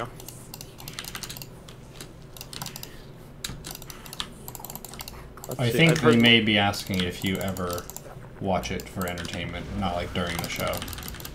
Oh wow. Yeah, when you're not doing this okay. Yeah. Reading comprehension skills. Not really there today either. No, not really. No, I'm not like a big gamer generally. Not to say that I don't game too much, but I'm not like really into the gaming culture. So I really don't watch a lot of Twitch or get into stuff like that. Well, sometimes though. Sorry, what? For my self-report of how I've seen your behavior and stuff, you really enjoy games, but you don't really follow the like popular gamer meta. Like the games that people are playing right now. You play a lot of really old classic games. You could say that, yeah. Probably been playing too much HOTS lately. Heroes of the Storm? Yeah. Nice. Yeah, it's easy and brainless. I mostly play against AI, so it's just kind of what you do when you don't want to do anything. Mm-hmm. You know, my brother's really big into that. He's like level 1 billion. I don't know exactly what level, but he's very high. Yeah. Yeah, if I actually want to try, then I'll do like a strategy game. You know, something like Civ. Or dick around in StarCraft 2's editor. Been tormenting myself with that the past couple months. But yeah, not really. I don't really watch Twitch. Sometimes I'll throw Neuro on if I'm kind of in between projects. You know, maybe if I'm eating something. To see what he's up to. He's generally up to something interesting. Well, that's my job. Let's see. I've heard lots of talk about the U.S. tariff situation. Here we go. But as usual, a lot of it is back and forth. What's your hot take? Did they say here we go, or did you add that? Here we go. I added that. What's your hot take? Does Trump have a plan, and is it working? Yeah, I've got a lot of notes on that. In fact, I actually gave it its own tab in my Excel sheet here. I might even make that in a podcast episode at some point. To summarize, actually that's what I was doing just before we started. I was trying to kind of summarize my notes so that it would be manageable. Here's the thing. Here are some major points about the Trump administration's trade strategy and some of the corresponding variables that are important to determining outcome. So this is some meandering thoughts, basically. One is Trump's negotiating strategy, which is very hard to read, and that's actually by design. Trump himself, in his business strategy, and apparently in his negotiating strategy in politics, generally overstates what he wants, makes big claims, and then negotiates down from there, and asks for concessions, basically, in order as part of that climb down. That climb down is itself a concession that he expects a concession in return for. So it's hard to say how much of what the Trump administration is asking for is actually something they actually want, and how much is bullshit that's just part of the negotiating strategy. So that makes it very difficult to assess what they're trying to accomplish, what their actual objectives are. Mind you, it's hard to judge trade negotiating positions in general, because a part of that is just inherently ambiguous. You know, generally people will not be upfront with what they actually want. As far as motivations, like even going into the negotiation, do they actually want to return, jobs to the United States, or is that just another negotiating, another bullshit negotiating point they spout to get leverage? It's difficult to say, but that would be difficult to determine regardless of an administration. But Trump's negotiating style in particular is about being bellicose and bombastic, so that adds another layer of opacity that makes it difficult to interpret. I think we already talked a little bit before about how it could work in the short term right now, given that he can kind of free ride on the desire of trade partners to maintain the status quo. So there's a lot of trade partners that might be, will probably be willing to offer concessions in exchange for U.S. adherence to the status quo. So that's a form of free riding, and that'll work in the short term, but in the medium to long term, that could be problematic if they start adopting a similar strategy to the Trump administration. Basically, two Trumps negotiating together are not likely to make a good deal. And the more successful Trump is at getting concessions, the more likely he is to eventually face other Trumps, basically, in other countries. Mexico may be the most likely candidate for that next, because it's looking like their populist candidate is going to win their presidential election down there. That's going to be colorful. I would predict that much, at least. Let's see, so the next thing is precedent. So if the European Union and China and other trade partners do kind of cave into this style of negotiating, that sets a precedent in which the administration, or a future administration, could just lean on them for as many concessions as it thinks it can get. And so the European Union doesn't want to do that. It wants to kind of draw a line in the sand and say, we'll give you some concessions, but we don't want to give you so many that you feel rewarded, such that we inadvertently incentivize this kind of behavior. There is some desire to kind of wait out the Trump administration on the part of America's traditional allies, as well as rivals like China and Russia. There's kind of a sense that, all right, maybe this is a temporary thing, and we can kind of have something resembling a normal administration in the future. But in the meantime, they're going to have to negotiate and give probably some concessions. But if they give too many, then even a future relatively normal, quote-unquote, administration could see that and say, oh, okay, so we can get concessions really easily from you. Good to know. And so that could be the basis for a new policy, a new status quo going forward that they don't want to set. So that's a part of the negotiating dynamic. That's something to consider. Interconnected supply chains. A lot of the value of Chinese exports actually come from other nations. So a lot of manufacturing in China, not all of it, but a good chunk of it is actually more assembly than it is like full manufacturing. They'll take parts that are made in other countries, bring them into China and do the low-cost, low-wage labor type stuff, and then export them out. So a lot of China's exports are actually owned by U.S. multinationals in that way. Not necessarily a majority, but a lot. It's a good chunk. So disrupting, slapping tariffs on China disrupts that dynamic. It disrupts that supply chain network.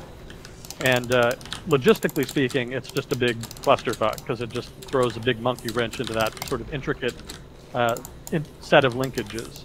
And it makes it difficult for U.S. corporations to kind of plan, how do we have the cheapest supply chain possible?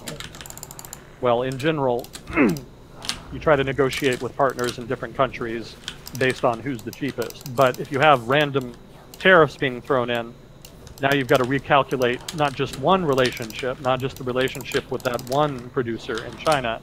You have to recalibrate and rejudge all of your relationships. Every part of your supply chain has to kind of be reset according to this new dynamic in the trading system. So it may be that the Trump administration doesn't particularly care about that they really do want to just reset the trading, reset international supply chains such that more of them are sourced in the U.S. In which case, it may be that they are willing to put that cost on the U.S. corporation, U.S. multinationals, to kind of make that adjustment. Let me rephrase that, because that's a little all over the place. Basically, the Trump administration wants to put the cost of recalibrating the international supply chain on U.S. corporations, instead of taking a sort of long-term deliberate approach that's more about negotiating with trade partners, new policies, new international trade rules and regulations that do redistribute more manufacturing to the U.S., rather than taking the long-term approach that puts more of the cost on negotiating and whatnot. That cost is kind of being put more explicitly on U.S. firms. And it may be that that's an acceptable cost in exchange for that recalibration and international norms. We already talked a little bit about uncertainty and about how the Trump administration kind of questioning, even just questioning the trade regime by a U.S. president is enough to inject uncertainty in international trade such that people and firms are less likely to engage in it, which acts as a de facto barrier to trade. Another dynamic to consider, the Communist Party of China is kind of not, well, we've talked before about how the Chinese government is not that interested in foreign affairs. Managing 1 billion plus people kind of keeps their hands full. So in that sense, foreign relations is more of just extra bullshit for them. It's just a headache. They prefer to take the path of least resistance generally. Sometimes they go out of their way to do something, sometimes they get a little ambitious, but in general, they prefer their foreign relations to be quiet, predictable, and stable. So the Trump administration can kind of free ride on that, take advantage of that, and kind of get some concessions just predicated on that fact. The potential impact on international relations. This could be interesting. If trade becomes a source of competition, it's not necessarily the case that the United States creates rivals out of allies. It may be that economic relations become compartmentalized from security issues, such that the United States has strong security ties with Europe, Japan, etc., traditional allies, and that's more the sort of root of the alliance. Whereas economic ties, which had been kind of part and parcel of those alliances, becomes more subject to competition. It becomes its own sort of arena of competition. That's a possible outcome, not inevitable, but that could be the direction it takes, and that would probably be the better outcome, since that would at least maintain some of those ties with friendly nations. So in general, my prediction then, kind of based on a lot of these factors, and this is not like a complete list of all the dynamics inherent in the trade negotiation. This is more just sort of some major points that I'm highlighting right now. Based on sort of these highlights, I would predict that the U.S. will probably end up negotiating a face-saving agreement that nominally gives some superficial changes to the international trade regime. But that is not really a kind of a grand deal that creates quote-unquote fair trade. Probably he'll get what he can, get some concessions as he can, and then declare victory and go home.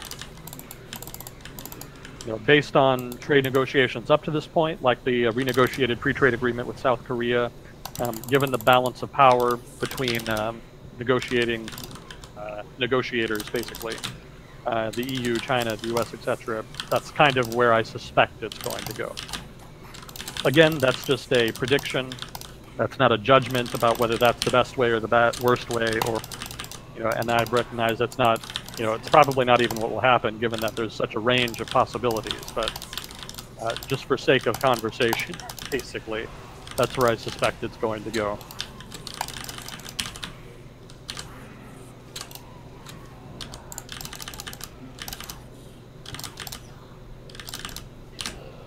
Let's see. Again, sorry if these answers are a little meandering, so if I'm not entirely clear in answering that question, this person can feel free to kind of ask again and maybe ask something a little more, something that focuses me a little more.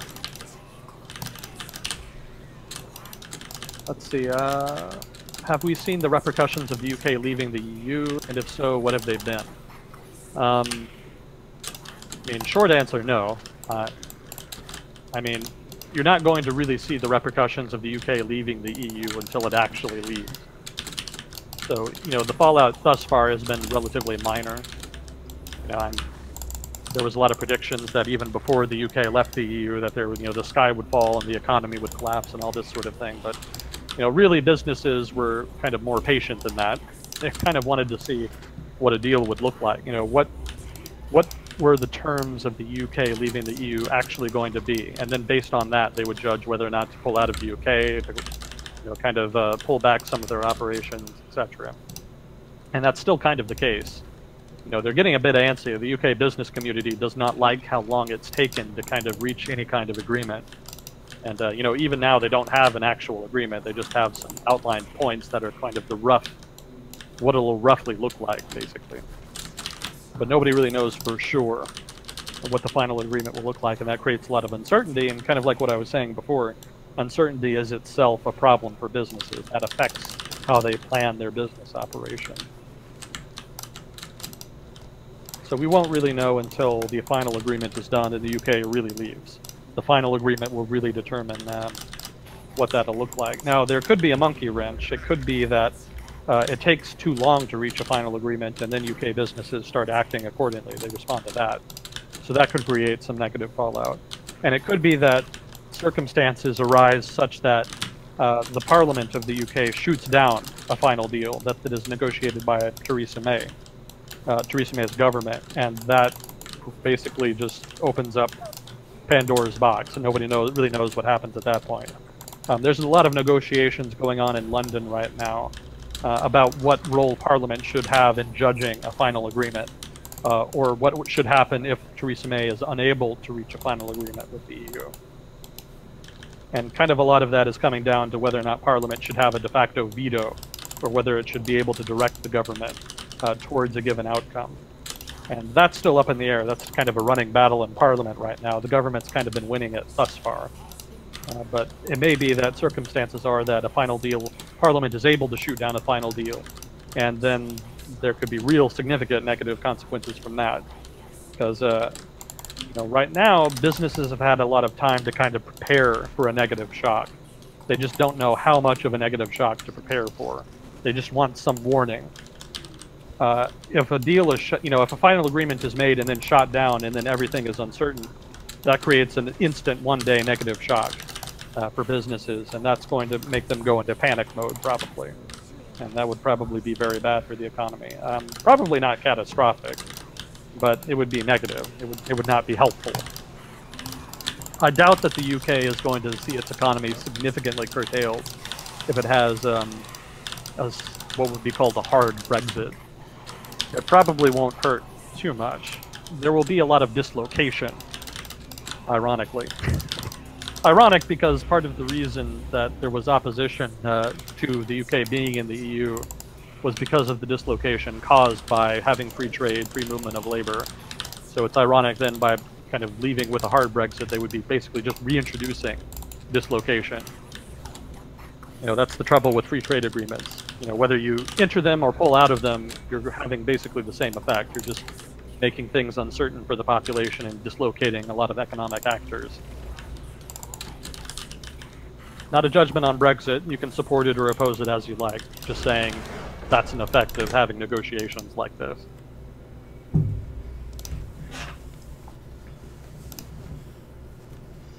So if so, the other part of the question, and if so, what have they been? So the repercussions thus far have largely been businesses kind of hedging their bets.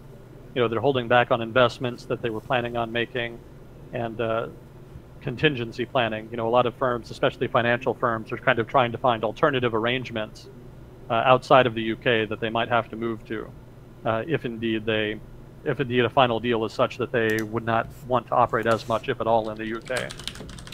So certain businesses are setting up alternative headquarters, alternative factories, alternative business centers, whatever you want to call it. Just alternative sites, basically, in other countries. They may not end up using them, even if there is a hard Brexit. Again, it all just depends on what that final deal looks like. But there is some cost to that as well, since that's all money and resources that could have just gone into normal economic activity. I don't know that there's a whole lot beyond that. Again, it's been relatively mild thus far. There's definitely been less dislocation, less market unrest than had been predicted. So we'll see what happens when that final deal comes in. But for now, pretty manageable. I will add here, because I was thinking about this, basically since Brexit, since the referendum. I think one of the reasons, and somebody listening from Britain can kind of comment on this. This is just a thought. I'm going to float this and let chat comment on it because I'm curious. I suspect that one of the reasons that people support Brexit is that they think that they can implement policies outside of the EU that they could in it. And among those specifically, I think there are people on the one hand who want more of a free market, who want significant free market reforms in the UK, beyond that which they could get in the EU. And so I wonder how much of Brexit support kind of stems from that. But also, I think I suspect some people were supporting Brexit because they thought they could get more leftist policies than they could get in the EU, more socialism, more state ownership of enterprises, etc. I kind of see some of that in some of the Corbynite logic for supporting Brexit. Corbyn was always very cagey before the referendum about whether he was for or against Brexit. And I kind of suspect that's why. There's been a lot of suspicion of the European Union amongst people on the right wing and left wing on that count, because the EU kind of acts as a hedge, as a block against getting certain policies. You can't be too free market, because then that would be unfair, basically, for your partners. You can't have big open free trade agreements with the entire world if you have a customs union with the EU. The EU has to sign a free trade agreement for you in that case. So it may be that people kind of want to go in that direction, where they have a liberalized free market economy, almost in the US vein, maybe not that far, but that may be the kind of what their ambition is. And Brexit was kind of an excuse to kind of do that. But I kind of wonder how true that is. I don't really know. I'm not familiar enough with British politics to know kind of whether or not that's a real hidden motive that hasn't really been discussed as much. I know there has been talk about having more control over immigration and policies like that, but I'm thinking more economically, more in terms of less government regulation, etc. Specifically on the conservative side, and again on the left side, having more government activity. If that is true, then that would suggest that there's going to be kind of a big political battle after Brexit over what kind of country the UK looks like. Is it going to go in a more conservative free market direction, or does it go in more of a Corbynite socialist direction? And it may be that the people who supported Brexit find that they don't have as much consensus as they thought they had, if indeed these are kind of two major political groups within the pro-Brexit faction that are not really manifest right now because everyone is so focused on getting Brexit, but that becomes more manifest later and becomes a major source of political tension as politics shifts towards constructing a post-Brexit British economy. So I would welcome some input there from people from Britain, or people who know more about Britain than I do, or just anybody in general, basically.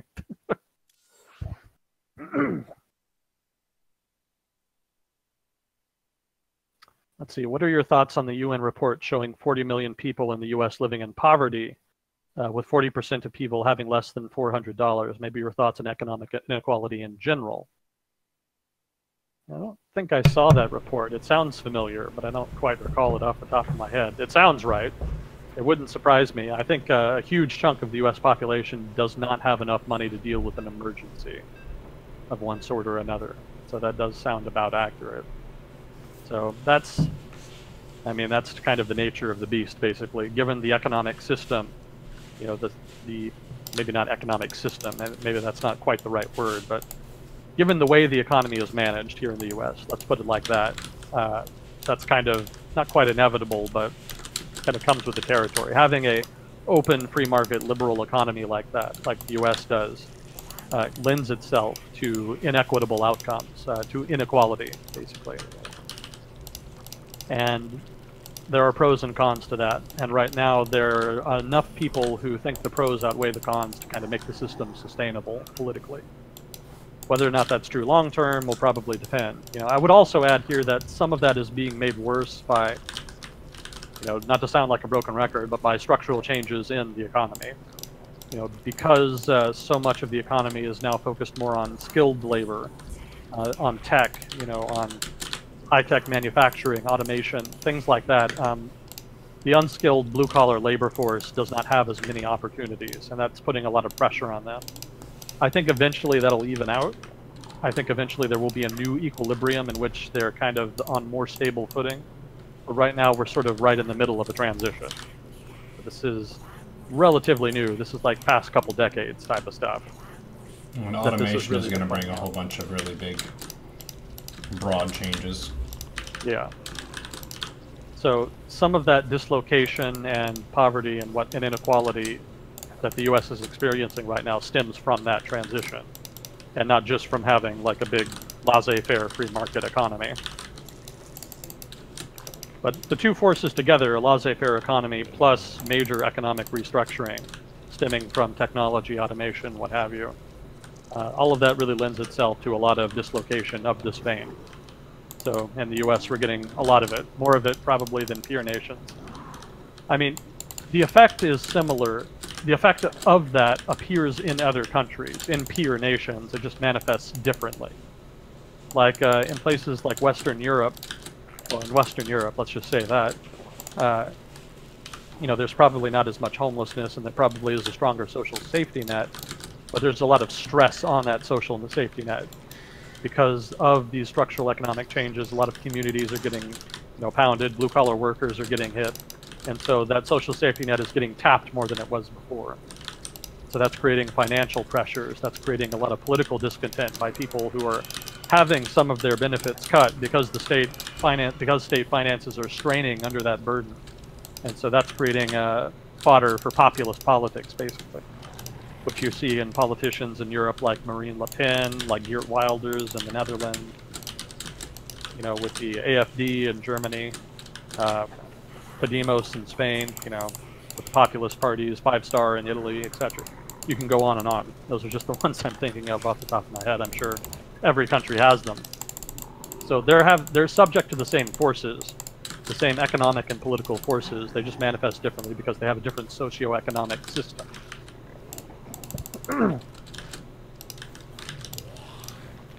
So, yeah, I guess that's... Yeah, I'm all over the place with that. I'm sorry.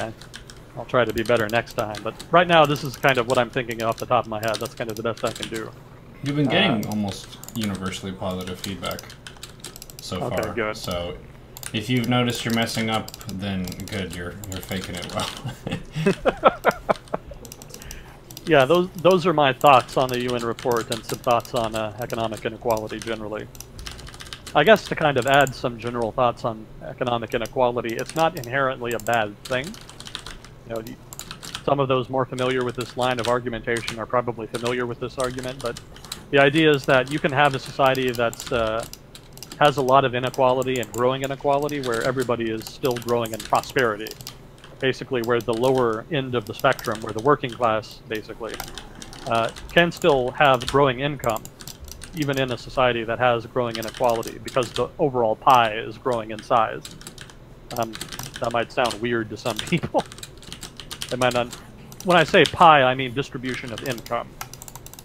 So, you know, the distribution of income may skew more and more towards, you know, the elite, but it may be because the overall income, total income is growing, that you're still seeing a net gain. You're still seeing a gain on the part of the lowest income earners. I hope I'm making sense on that. Well, we've said it before. Everyone in America is prosperous. It's just you have millionaires and temporary embarrassed millionaires. Yeah. So, in a way, compared to other countries, we're more tolerant of inequality. Yeah. We tend to say that, oh, well, it's good that it's that way, and I'm going to have my turn to be rich very soon. Yeah. Just wait. Yeah. Well, that's the cultural and political side of inequality in America. But in terms of the economy, I mean that it is possible to... It's possible for everybody to do well, even if inequality is getting really, quote-unquote, bad. You know? Having a lot of inequality is not just inherently destructive. It doesn't inherently mean that you're becoming a banana republic. Generally, there's a lot more inequality after periods of innovation and technological change. You can see this in any of the various industrial revolutions. There wasn't just one industrial revolution. It kind of came in waves. And after each wave, there was a lot of inequality because generally there was a lot of concentration. You know, a lot of people would get independently wealthy based off of their factories, their businesses, what have you, taking advantage of the new opportunities presented by technology. And then inequality kind of evened out over the long term as those new markets became more competitive, you know, they became more mature, more saturated, etc. So in general, some of the big spike in inequality we're seeing stems from technological change that itself feeds the structural economic change, that defines the structural economic change we're seeing. And so that'll probably even out over the next couple decades, if the pattern holds. That's the previous pattern. Like I was saying before about economic forecasting, the forecast is only as accurate as the future holds to the pre-existing pattern. It may be that there's a new dynamic in play that just completely changes that, in which case, who the fuck knows? Anybody's guess. Yeah, I remember we had a big long conversation one episode about how impossible it is to predict anything over the long term. It's just, it's easier to predict over the short to medium term because there are certain variables that are highly unlikely to change in the short to medium term. Those are relatively fixed variables. There's no such thing as a fixed variable over the long term. Everything is variable over the long term, and so that creates a very complex problem to solve, where you have a lot of moving parts, a lot of unknown variables that you kind of have to control for in order to make a prediction. So, who's to say? But in general, if the pattern holds, there will be less inequality in the future, just by dint of the market adjusting over time to the changes that have been made over the past few decades in terms of technology and automation and whatnot. A new equilibrium will be reached. Let's put it like that.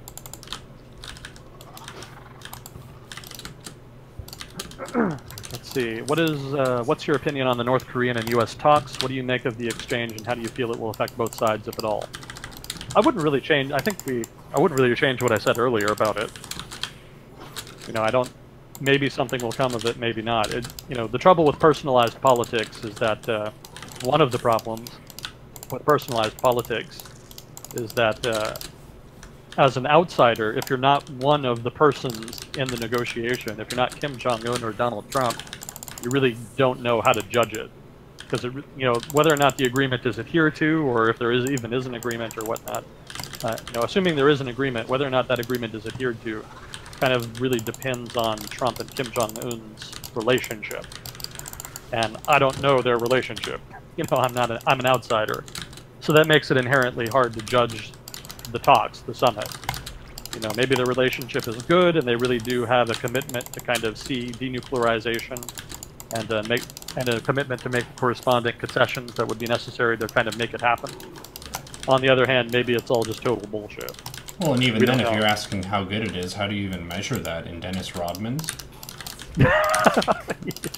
Yeah, I mean, that's another problem. We don't know what was agreed to, just what the substance of the talks was. So I can't even really judge that.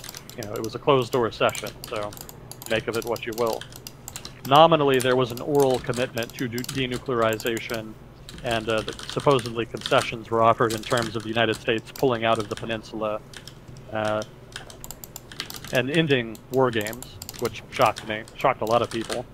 You know, the United States was carrying out war games with South Korea at the time of the negotiation and actually stopped the war games, and that was a big surprise because the North Korean government has been asking the United States to stop war games with South Korea for decades, and the response was always basically to tell them to fuck off, because who the United States has war games with is a sovereign right of the United States government.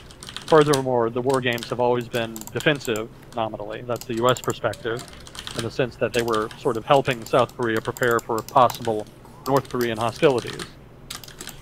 So the U.S. stance has always been that the North Korean demand that the U.S. end war games in that vein with South Korea was unreasonable, and that if the United States did give in to that demand, that it would be rewarding bad behavior, that it would be just giving concession to a rogue state, and that there wasn't any sense in it. So Trump giving in on that was a big shock. That was a major concession. It may be, and they came out later to kind of clarify that they were not permanently ending war games, but rather that they were ending war games for the duration of the negotiation. That makes more sense. That suggests that if negotiations go bad, then the United States could come back, or maybe even part of the negotiation could be the United States maintaining a presence in South Korea and having those war games in the future.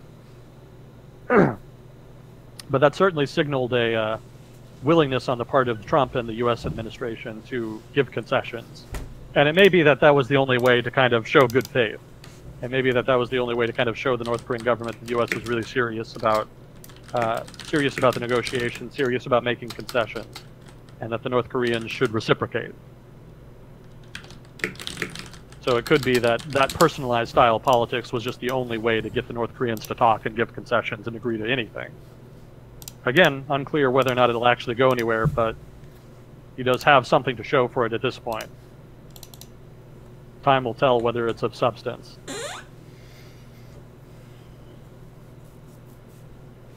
There was some talk. I think Trump made some Twitter comments, let's put it like that, about North Korea, maybe becoming like South Korea, democratizing, opening up its economy, being very prosperous.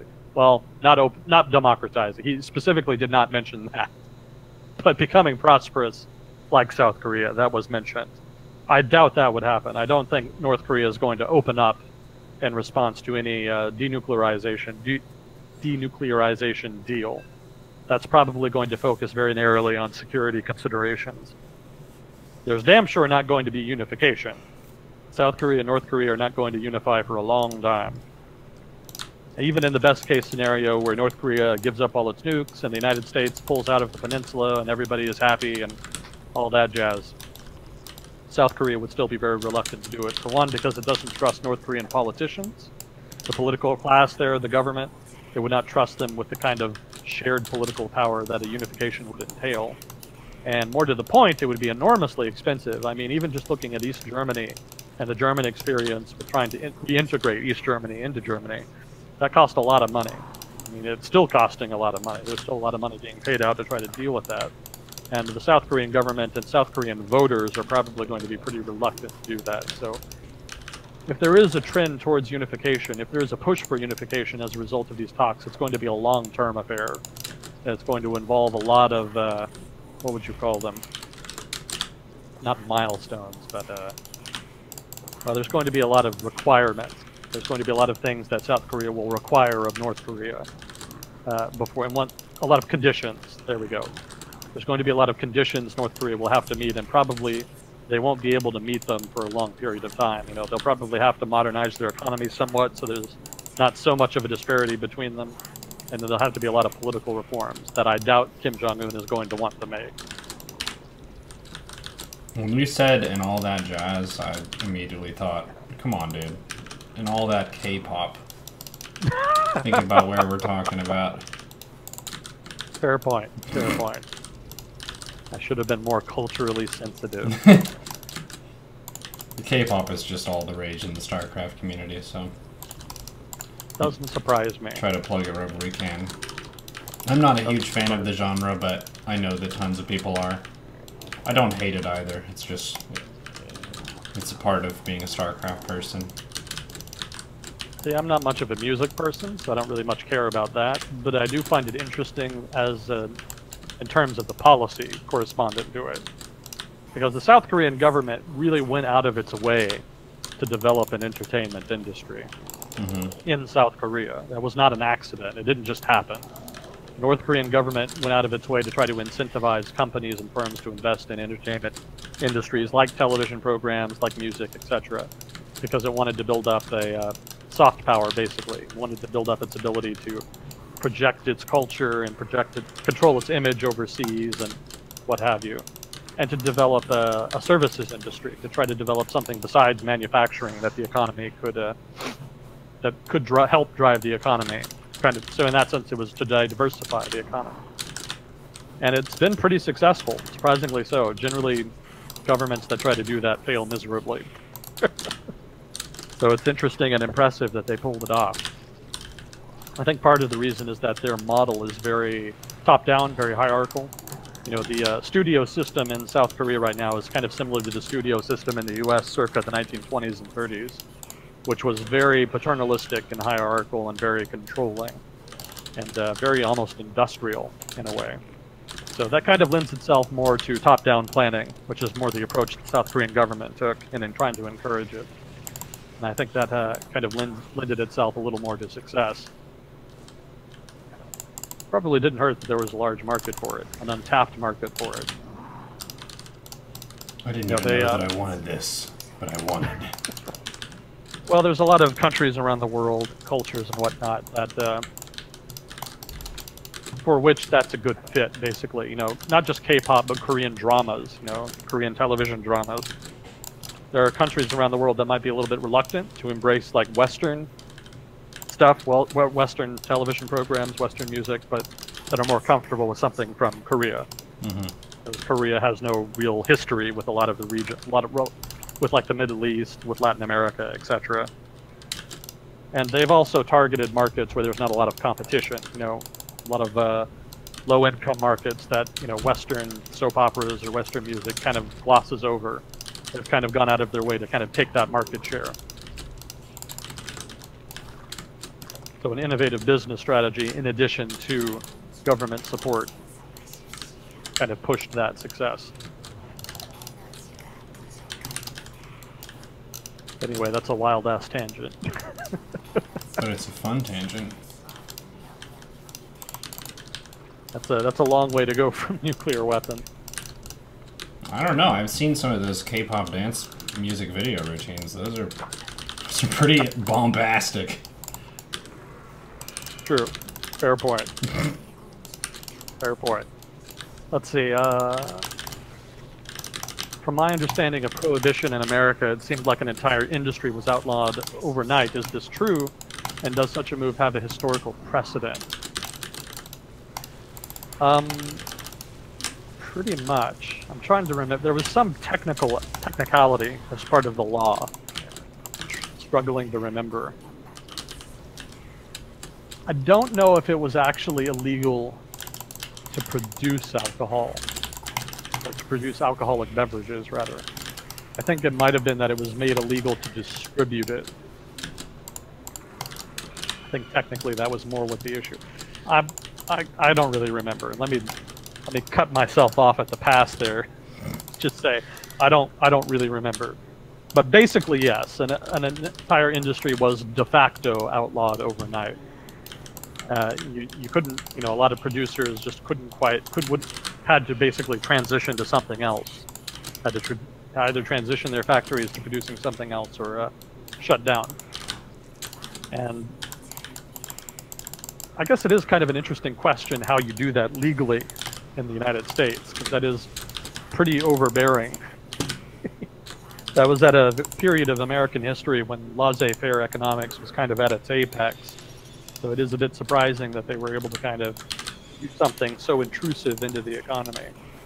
I'm not quite sure what the constitutionality would be as far as that goes. I think that's kind of where that technicality I was thinking of came in. I think that technicality is kind of how they got around the constitutionality problem. Because if it's illegal to distribute, that's not the same as saying you can't do this, you can't produce it. So it may be constitutional to say, okay, we're going to ban distribution. I'm not sure. That's an interesting question. I really hadn't thought of that before. I'll have to look that up sometime.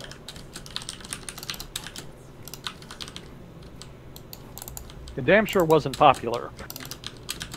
It didn't last long. It was only 10 years. That was kind of part of FDR's populist appeal. He partly ran on ending Prohibition. Is this true, and is there a historical precedent? Kind of. Not really, though. I mean, there's nothing quite like a particular industry being targeted like that. So I don't think so. Maybe the closest you could come is the big drug crackdown in the 1960s. But that's not a precedent, though, because that happened after.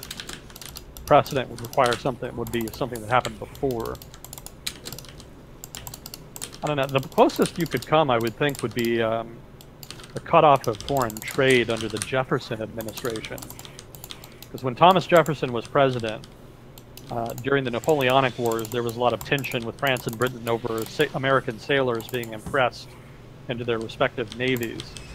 And so one of the responses under the Jefferson administration was actually to cut off trade. I think he didn't pass a law. He didn't help pass a law that just prohibited trade. Rather, there was a huge increase in tariffs. And nominally, the idea was, okay, we're going to lose some money off this in the short term, but in the long term, we're going to help build up our industry. It was one of the first manifestations of mercantilism in U.S. trade policy.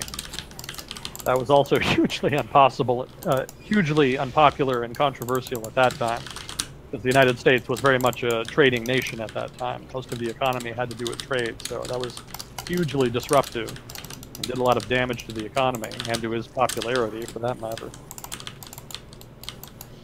But that's not the same thing as banning an industry. But I don't know of anything else that would, in U.S. history, that would really be that specific an attack and at the same time be that disruptive. I don't know. I'm struggling. I'm blanking out. Can't really think of anything. Maybe somebody in chat can kind of help me out and list something, but I myself can't really quite think of anything. It was very weird legislation, I'll say that. Prohibition was definitely a weirdly American thing, and very much a product of that particular point of American history. You know, banning alcohol was a progressive goal, progressive politics, and people who embraced progressive politics very much wanted to ban alcohol because they saw it as a social evil. They saw it as something that was harming society, and banning it was considered a big step forward for them.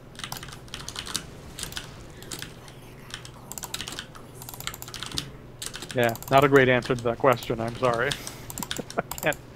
I can't really think of anything.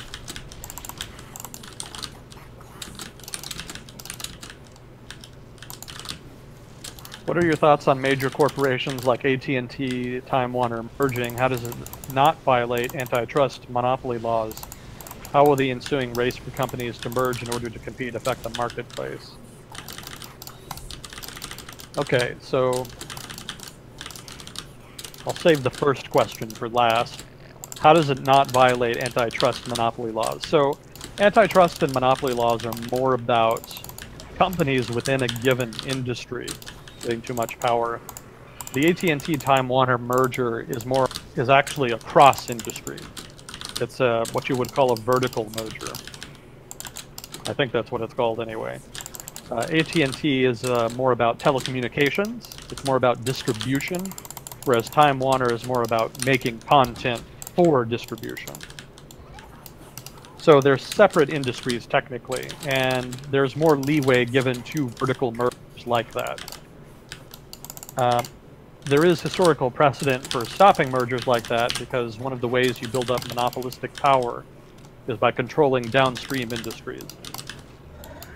But basically the FCC, not the FCC, but basically there was a court ruling. The U.S. government actually did try to stop it in court, but the court ruling was that this did not basically did not breach the artificial line, basically, beyond which it would be considered monopolistic. That would breach antitrust laws. So technically it does give a lot of market power to the new AT&T/Time Warner company, but not so much as to be considered a monopoly within a given industry. That could change with time. Congress could actually get off its ass and do something and pass a law, however unlikely that may be. But it could happen, and that could kind of change the goalpost as far as what constitutes a monopoly, and that could bring new pressure to bear.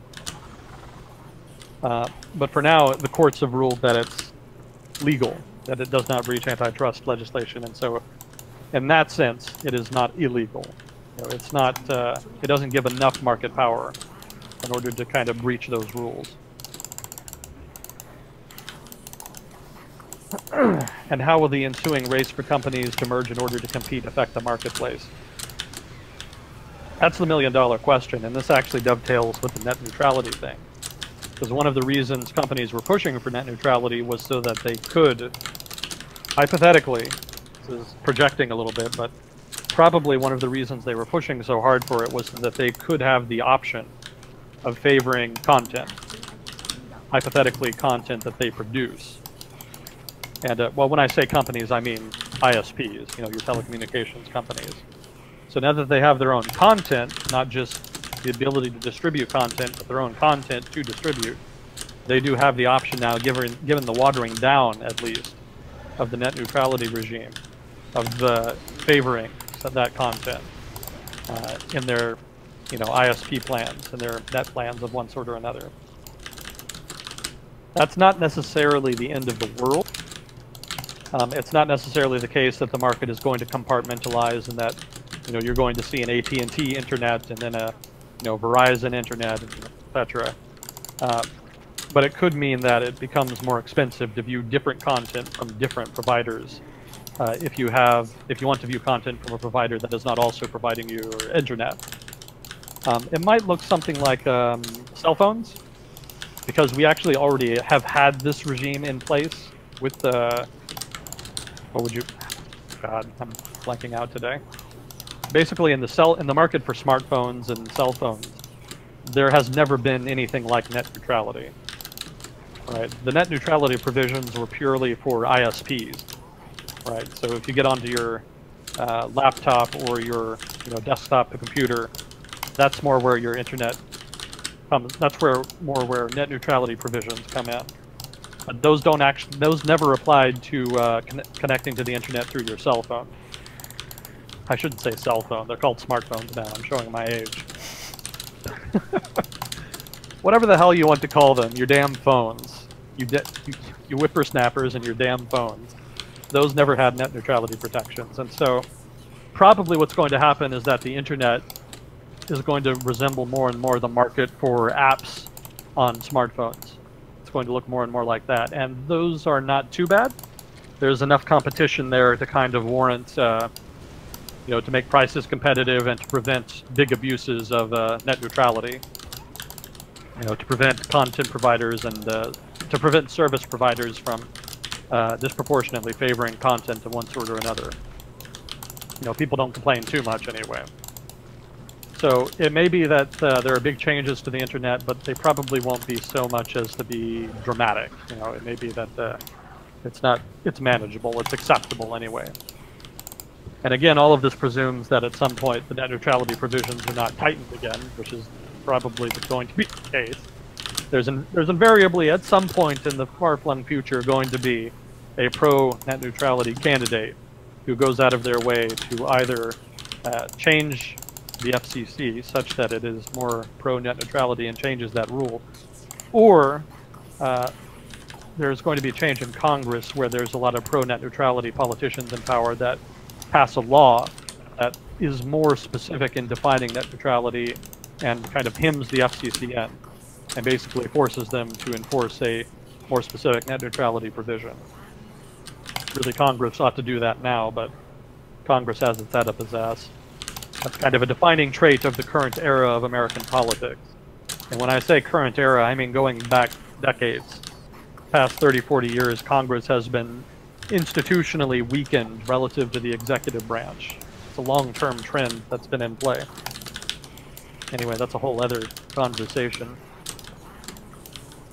So that would be my nominal prediction for now. I'm not a big expert on this, so that prediction doesn't hold a lot of weight. I wouldn't invest too much into it, but given what I know, that's what I would expect. So then the first part of the question was, what are your thoughts on major corporations like AT&T, Time Warner merging? It's good business strategy. It makes a lot of sense. I mean, one of the big trends in business, in the economy, I should say, is that traditional distributors like ISPs, cable companies, etc., have been getting pinched. Advertising revenue is down. People skip ads now, so you can't really make as much money off of them. That was sort of the DVR revolution, and so and also just fewer people are watching cable and TV in general. So they're really looking for ways to try to either maintain relevance or to shift their business model. And one of the ways that they apparently have decided to do that, to try to adapt to the new circumstances, to the structural change in the economy, if you will, is to try to merge more with content providers so that they can have more market power and leverage that into more demand and more revenue. Now, that's not entirely a bad thing. If you're a consumer, it doesn't sound very good because it probably means more prices, more barriers to viewing what you want to view, etc. But from a business side, it solves a very difficult problem that had been plaguing the industry, which is how do you make money as a media company? And we've talked before about how news companies are losing viewers, losing money, and that one of the reasons for hyper-partisanship in news is because that's how they make money. They make more money, they get more viewers if they have more partisan content. Because fewer and fewer people are watching news. That's kind of the only way they can get people to watch. That same dynamic is playing out across the media landscape, across media as an industry. It's not just news companies that face that. And not everybody has the option of having Keith Olbermann or Glenn Beck come on and, you know, rally people to watch your news channel. You know, if you're just if you're the History Channel or something like that, you can't really do that. You know, if you're a cable channel or if you're a cable provider or an ISP, your options are kind of limited. So this gives them an out. It may not even work in the long term, but it's a strategy. It's an option. They're going to try to test it out and see if this doesn't end up a viable business model. So in that sense, it's a good development. In terms of market power and the potential for abuses, it's a very bad development because obviously there is a lot more market power being vested in these new firms that are being created out of these mergers. And depending on how much you trust large corporations, you may or may not assume that they'll end up abusing that market power. I suspect most people don't particularly trust large corporations, especially AT&T, so probably most people will assume that they're going to end up abusing the market power. That's probably not a bad bet, since they'll probably at least try at some point to see how much they can get away with before authorities kind of step in. You know, there are some things for which it's better to ask forgiveness than permission. And in business, that's very much the principal ethos. You know, better to kind of test boundaries and maybe get punished for it than to kind of be too cautious and miss out on potential opportunities. So most likely they will try, I expect, they'll try to abuse the market power that they have now. And fingers crossed, hopefully the FCC actually does its job and tries to enforce some of the provisions it's tasked with enforcing. We'll see what happens with that count. It may be up to the voters to kind of punish them for that, to kind of enforce that, kind of lay out some guidelines for what their preferences are as far as antitrust legislation, as well as net neutrality and etc. Some of the other, you know, relevant legal side of it. That's more the political ramifications over the long term than economic ramifications. Take as much as you can until someone gets really upset. Yeah. And then take a little bit more until they try to sue you, and then uh-oh. Well, you know, if you're a major corporation, that's a battle you're probably going to win. You've got the resources. Unfortunately, justice is very expensive in the United States. Mm-hmm. That is one of the downsides of a lot of inequality, is that a lot of the people in the lower working class kind of get priced out of certain institutions, not just the economy, not just certain things like education and whatnot, but also the legal system. Because lawyers are pretty expensive, or at least they can be. So some people end up just kind of figuring, all right, it'll be easier just not to sue, and even if I could win, just because it would be too expensive. Mm-hmm. It'd be funny you'd go to Lady Liberty in New York and deck her out a little bit with some gold chains, dollar bills just all around. Modern America. Not inaccurate. Maybe the French could set it up for us. Given how poorly the French generally think of the United States, I wouldn't put it past them. Yeah. Well, that about does it for time today. It's good being back.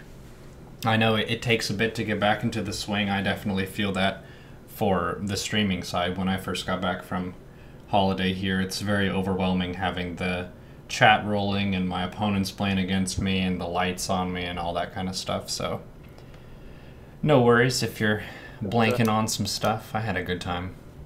Yeah, it was fun. You know, thanks for having me on. You know, I always like talking about stuff. Mm-hmm. We got a big host during it, and someone dropped a 20 for you, so... Oh, thank you very much. Yeah, good stuff. We should be good for next week. I am moving apartments pretty soon, so we're a little bit tentative. The scheduled move-in date is July the 3rd, so we should be around with internet still this current apartment, but maybe not. But aside from that, I have no major plans for big vacations until, like, say, November, so we'll be back into the groove. But thanks for coming on, and Fuzzy Cord for passing along those questions.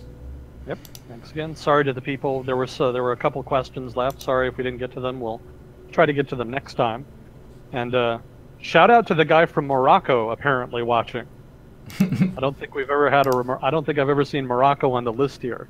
Nice. So, Morocco, a very cool country, doesn't get the attention it deserves. He's like, wow, they noticed me. All right, well, take care, dude. We'll see you next time. Yep. See you next time. Thanks. Sweet. Thanks for hanging out. Today was a fun stream. Some of those games got like the full Baneling bomb. Woo whoop. Very satisfying. Keep it real, everybody. Take care. Monday and Tuesday I have off. I likely will take those off just to prep for the move and stuff, so I'll see you all on Wednesday. Let's raid the beehive. Thanks again, Fuzzy Cord, everyone, for hanging out, for your awesome questions. Take care of yourselves. Be good to each other. Keep it real. Kick ass. Do what you have to. Blah, blah, blah. Never give up. Ba-da-ba-da-ba-ba-ba-da.